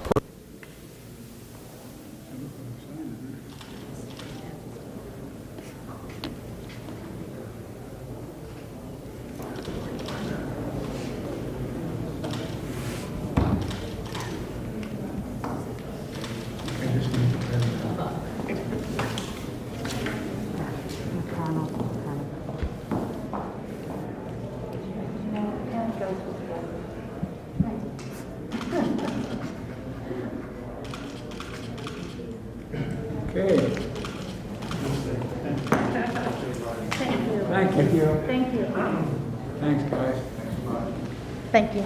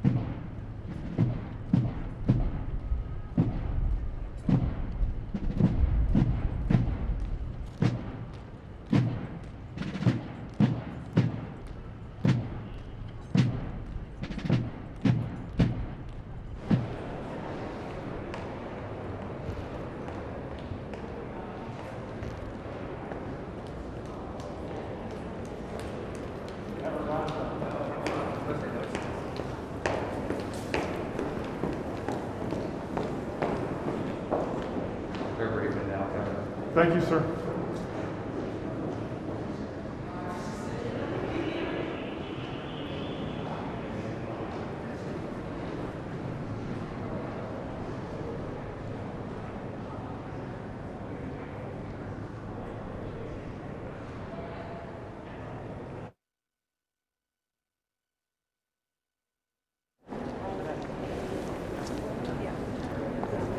We The need- family would never make a mistake. Put it closer over here. Okay.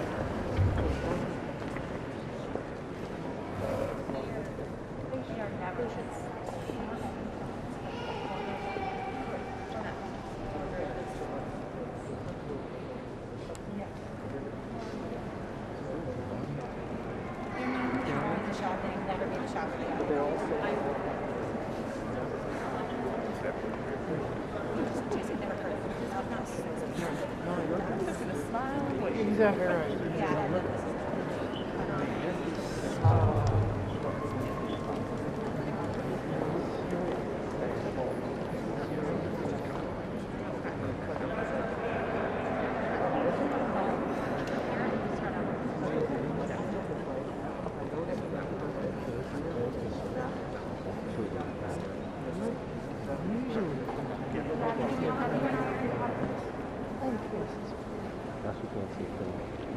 Yeah, you didn't need that eye, did you?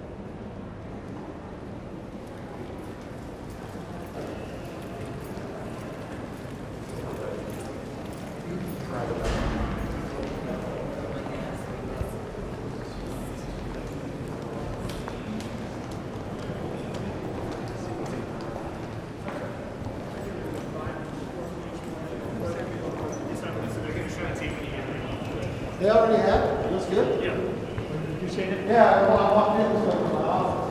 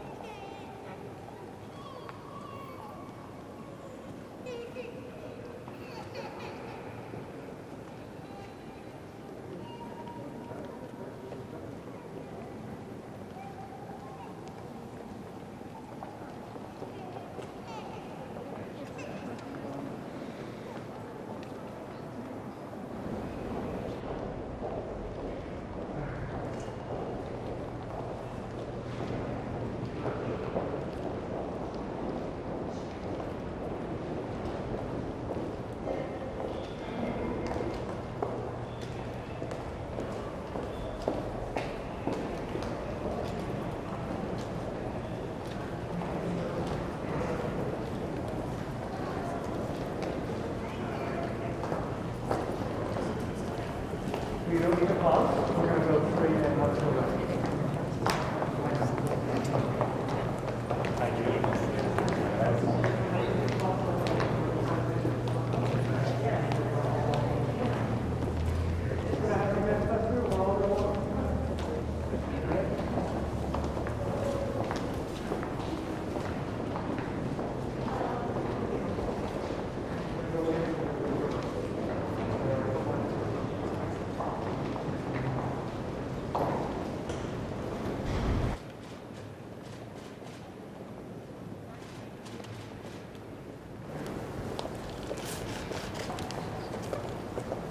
I think that's probably right.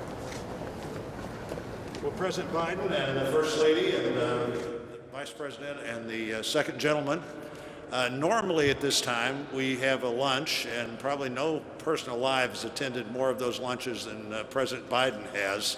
It's an important moment where it's bipartisan. It's the time to bond between the executive and the legislative branch of the government. We probably don't need as much bonding because we already have that natural bonding with you and the traditions here.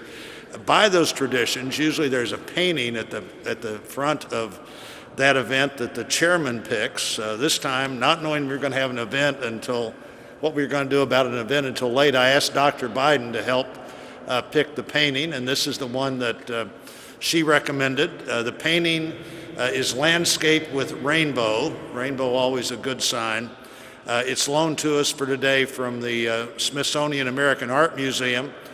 The artist, Dr. Robert Sheldon Duncanson, he was the best-known African-American painter in the years surrounding the Civil War. He was based in Cincinnati, encouraged by abolitionists who, among other things, sponsored a trip for him to do some study in Europe. This is a painting that he painted in 1859, and I think maybe it's sort of the classic America as a paradise painting that a lot of painters were doing then. But for him, a black artist painting this painting that's so much like an American utopia on the verge of a war that we would fight over slavery, makes all of that, I think, even more interesting in that while he faced lots of challenges, obviously was optimistic even in 1859 about America. And so, Dr. Biden, thanks for helping select this painting, and glad to have all four of you here as we move on to my good friend Senator Klobuchar. I like the rainbow. The rainbow is always a good sign. Let's hope so. Thank you. All right. Thank you.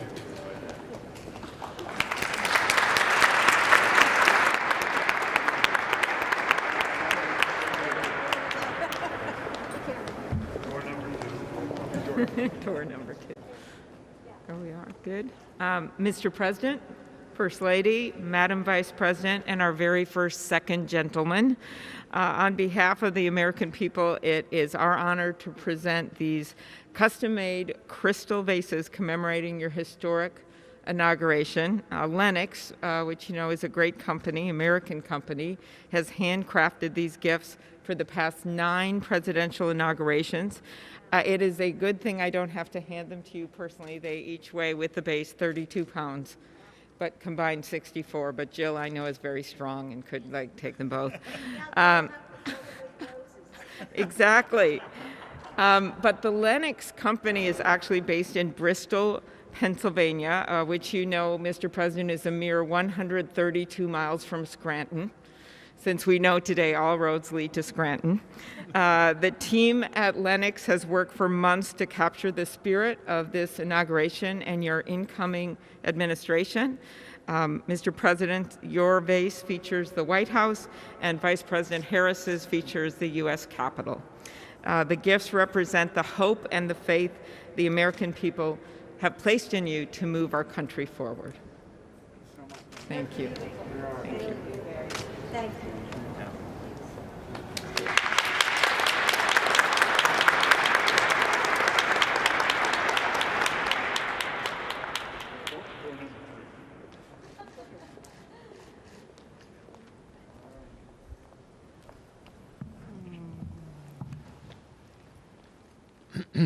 Well, Mr. President, Madam Vice President, while the pandemic has sadly limited our usual hospitality, as others have mentioned, I'm very glad we still carry on some of our favorite inaugural traditions. It's my honor and privilege to help present these flags of our nation that were flown over today's event here at the Capitol. Now, I have to make one point of personal privilege on behalf of the Senate. With all due respect to our distinguished Speaker and our colleagues from the House, I have to note, not only did we just swear in a son and daughter of the Senate to these high offices, but indeed both these former senators skipped the House altogether.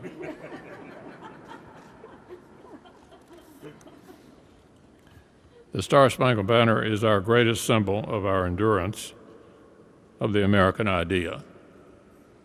It flies over this building on triumphant days and on tragic ones, over all factions and all parties.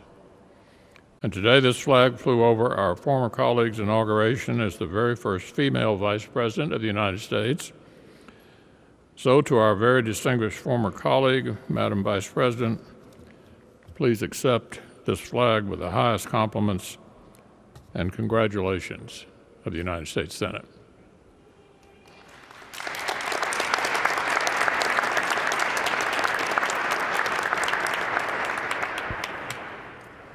The distinguished leader of the Senate pointed out that he has hosted this lunch for members of the Senate who have become president and vice president. But I have the privilege of giving the flag to the President of the United States, the flag that was flown when you were sworn in, Mr. President. This flag may it reflect all that is said about your inauguration. America united.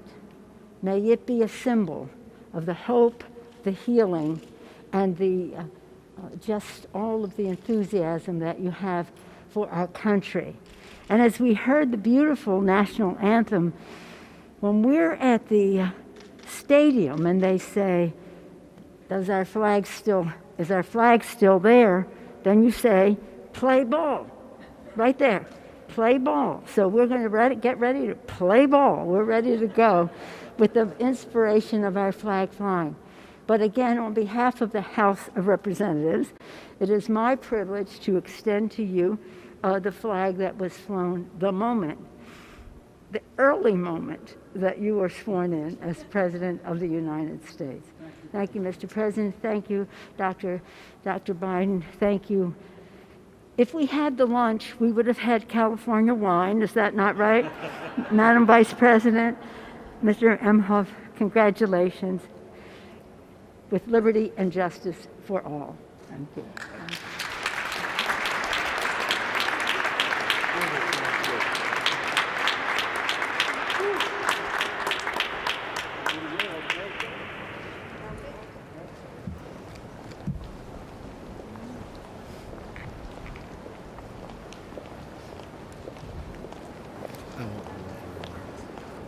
Hey, man.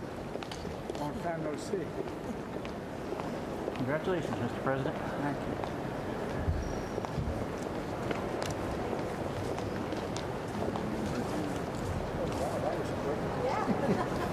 Modern technology, right?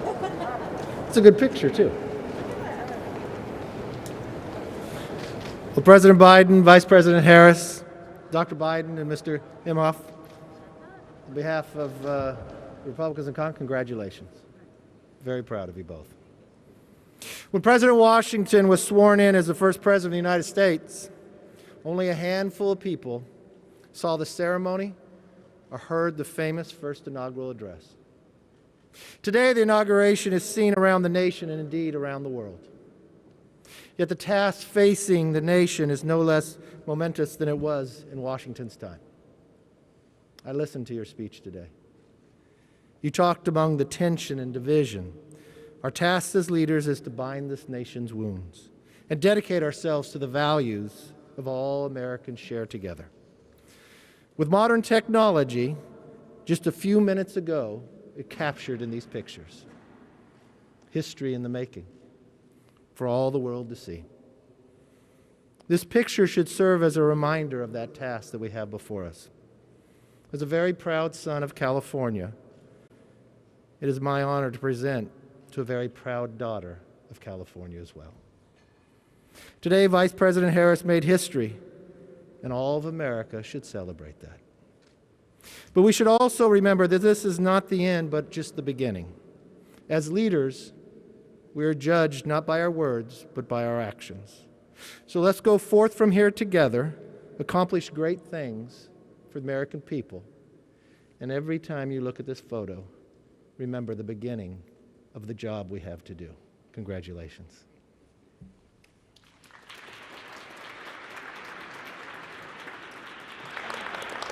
Madam Vice President, Mr. Imhoff, Dr. Biden, Mr. President.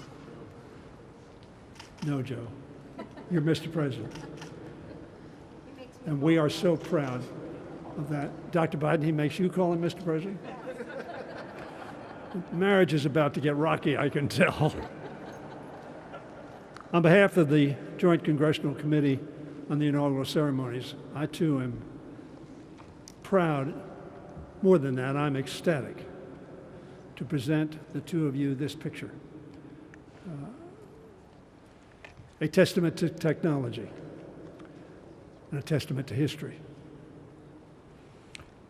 Mr. President, in your speech, you talked about faith. You talked about tribulations, but you talked about victory. The Johnson brothers wrote a great hymn. You know it well, Mr. President. Today, we have a new day. And that hymn came out of faith and out of deep trouble into hope. And they said, facing the rising sun of our new day begun, let us march on till victory's won. That's what your speech was about. And that's why we are so proud and ready to march with you, President Biden. God bless.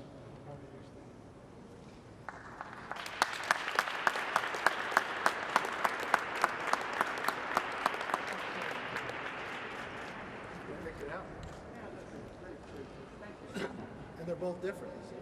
Yeah. Get the whole family in there. Put your head in there.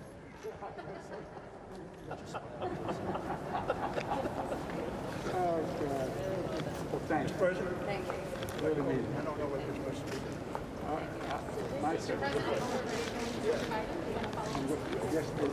Yes, not. Thank you. You bet. Thank you, everyone. Thanks.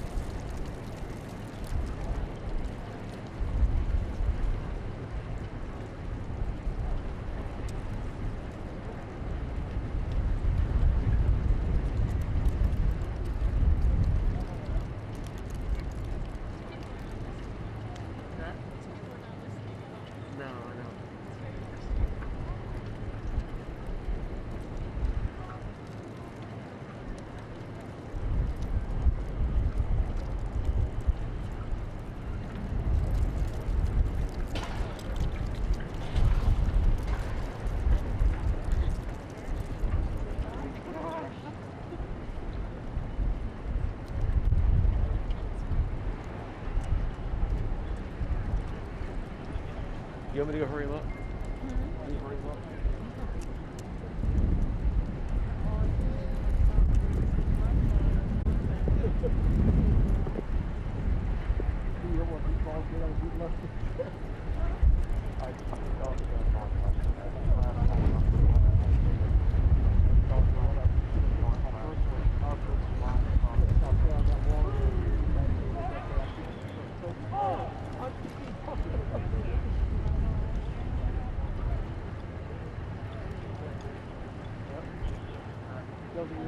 We all had HMS and so I flipped on the average. They went to the break or something.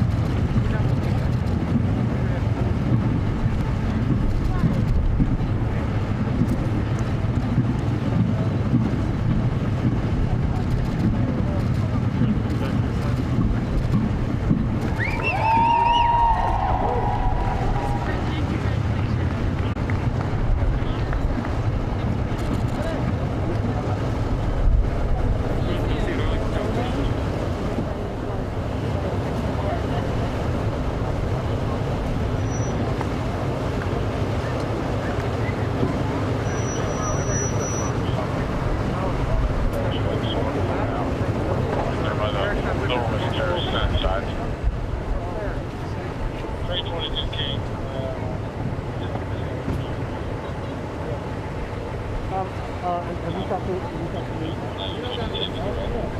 Part of JTAG and all that.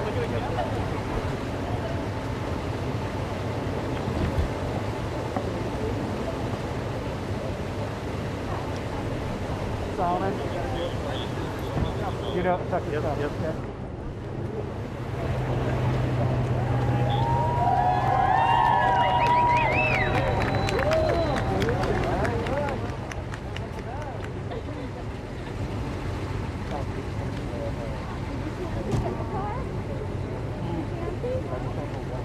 Can we just clear the camera really quick? different family of cars.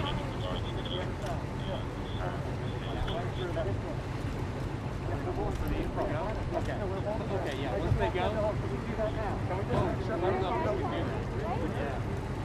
come back a little bit? How are we getting? Yeah, because they're going to be going. No, I'm holding. We're holding. Guys, let's go. Let's go. Let's go. Yeah, let's go. Okay.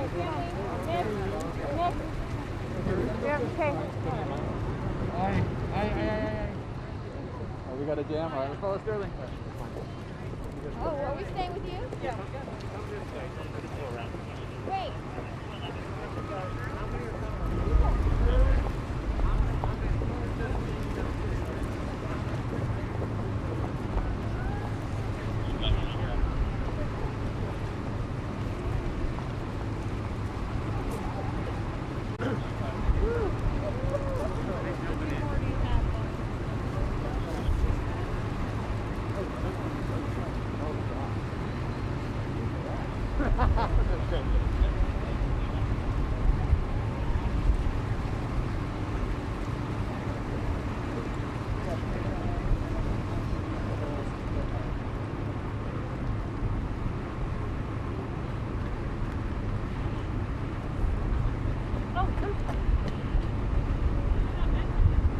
Come on. Do it. Don't run. Don't run.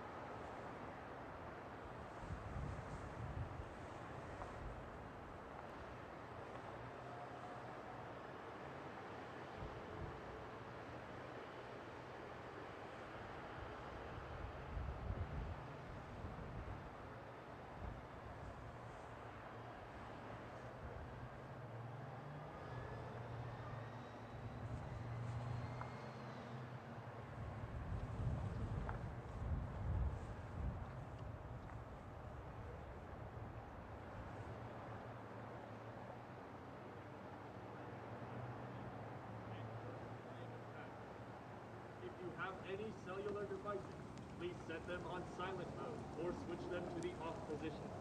Thank you.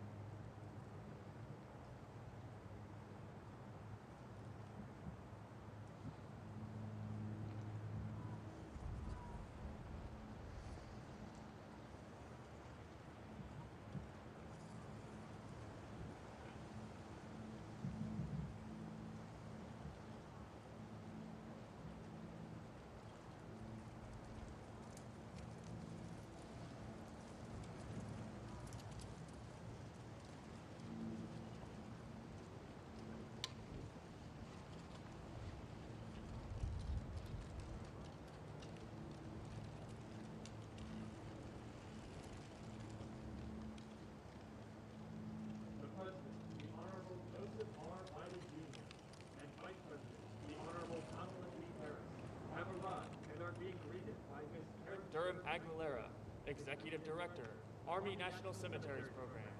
Mr. Charles R. Alexander, Superintendent, Arlington National Cemetery. Major General Omar J. Jones IV, Commanding General of the United States Army Military District of Washington, and Mrs. Tracy Jones. The Armed Forces Honor Guard and the United States Army Band are formed and awaiting the President and Vice President to move to the tomb of the unknown soldier to place the wreath.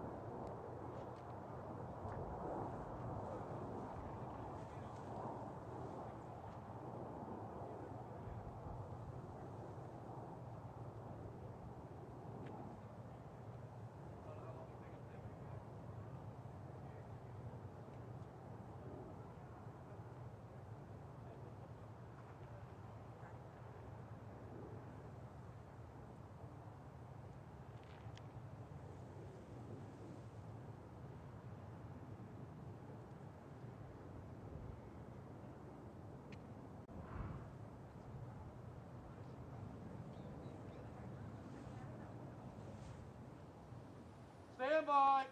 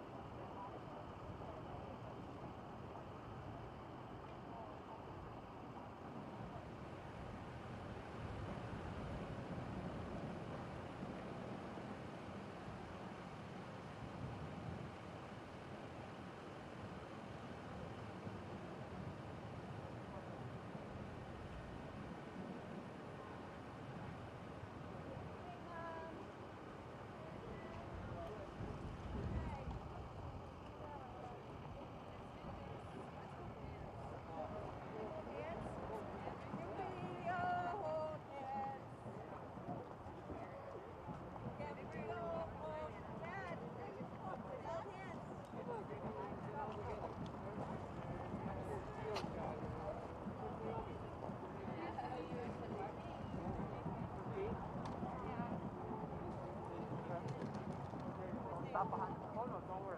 Not that.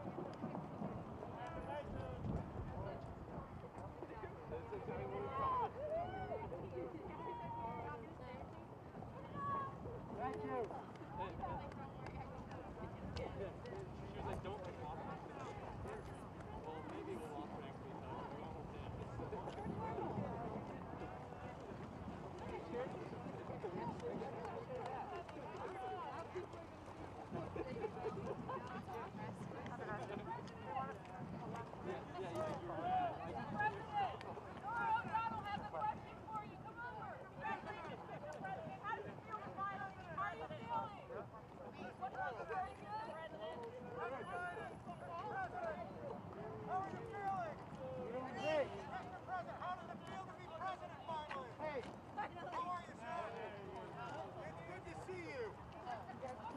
I know. It's been 3 hours. How does it feel, Mr. President? It feels great. It feels good? It feels good. All righty. Congratulations. Thank you.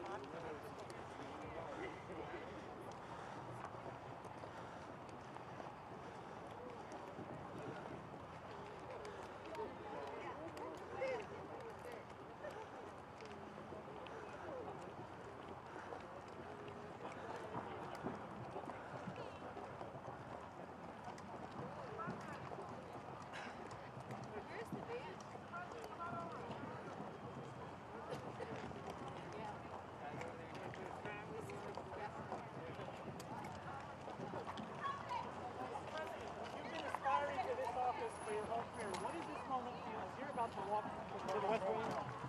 Give a message to President Trump. Not a fair.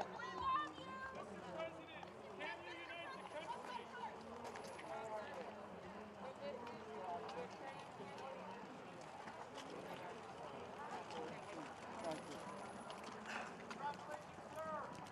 Thank you.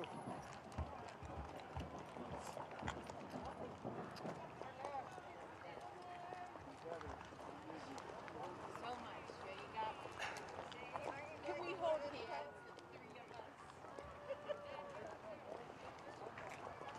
Yay, Miss McKinsey.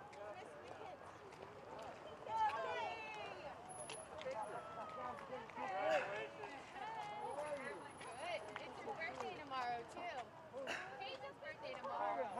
birthday. Get ahead. I'm going to get in trouble.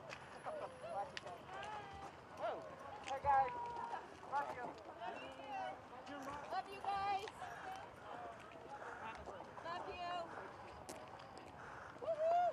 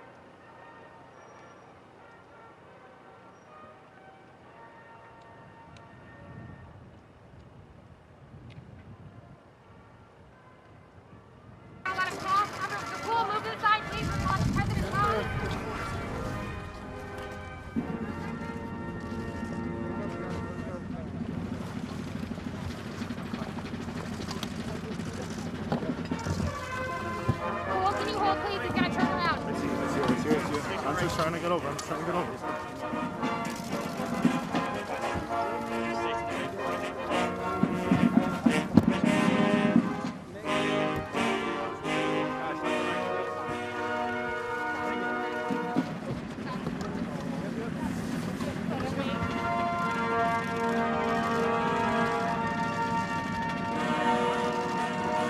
Okay, cool, let's go, cool. You guys, let's go, cool, let's go, we gotta move. Let's go. In the front,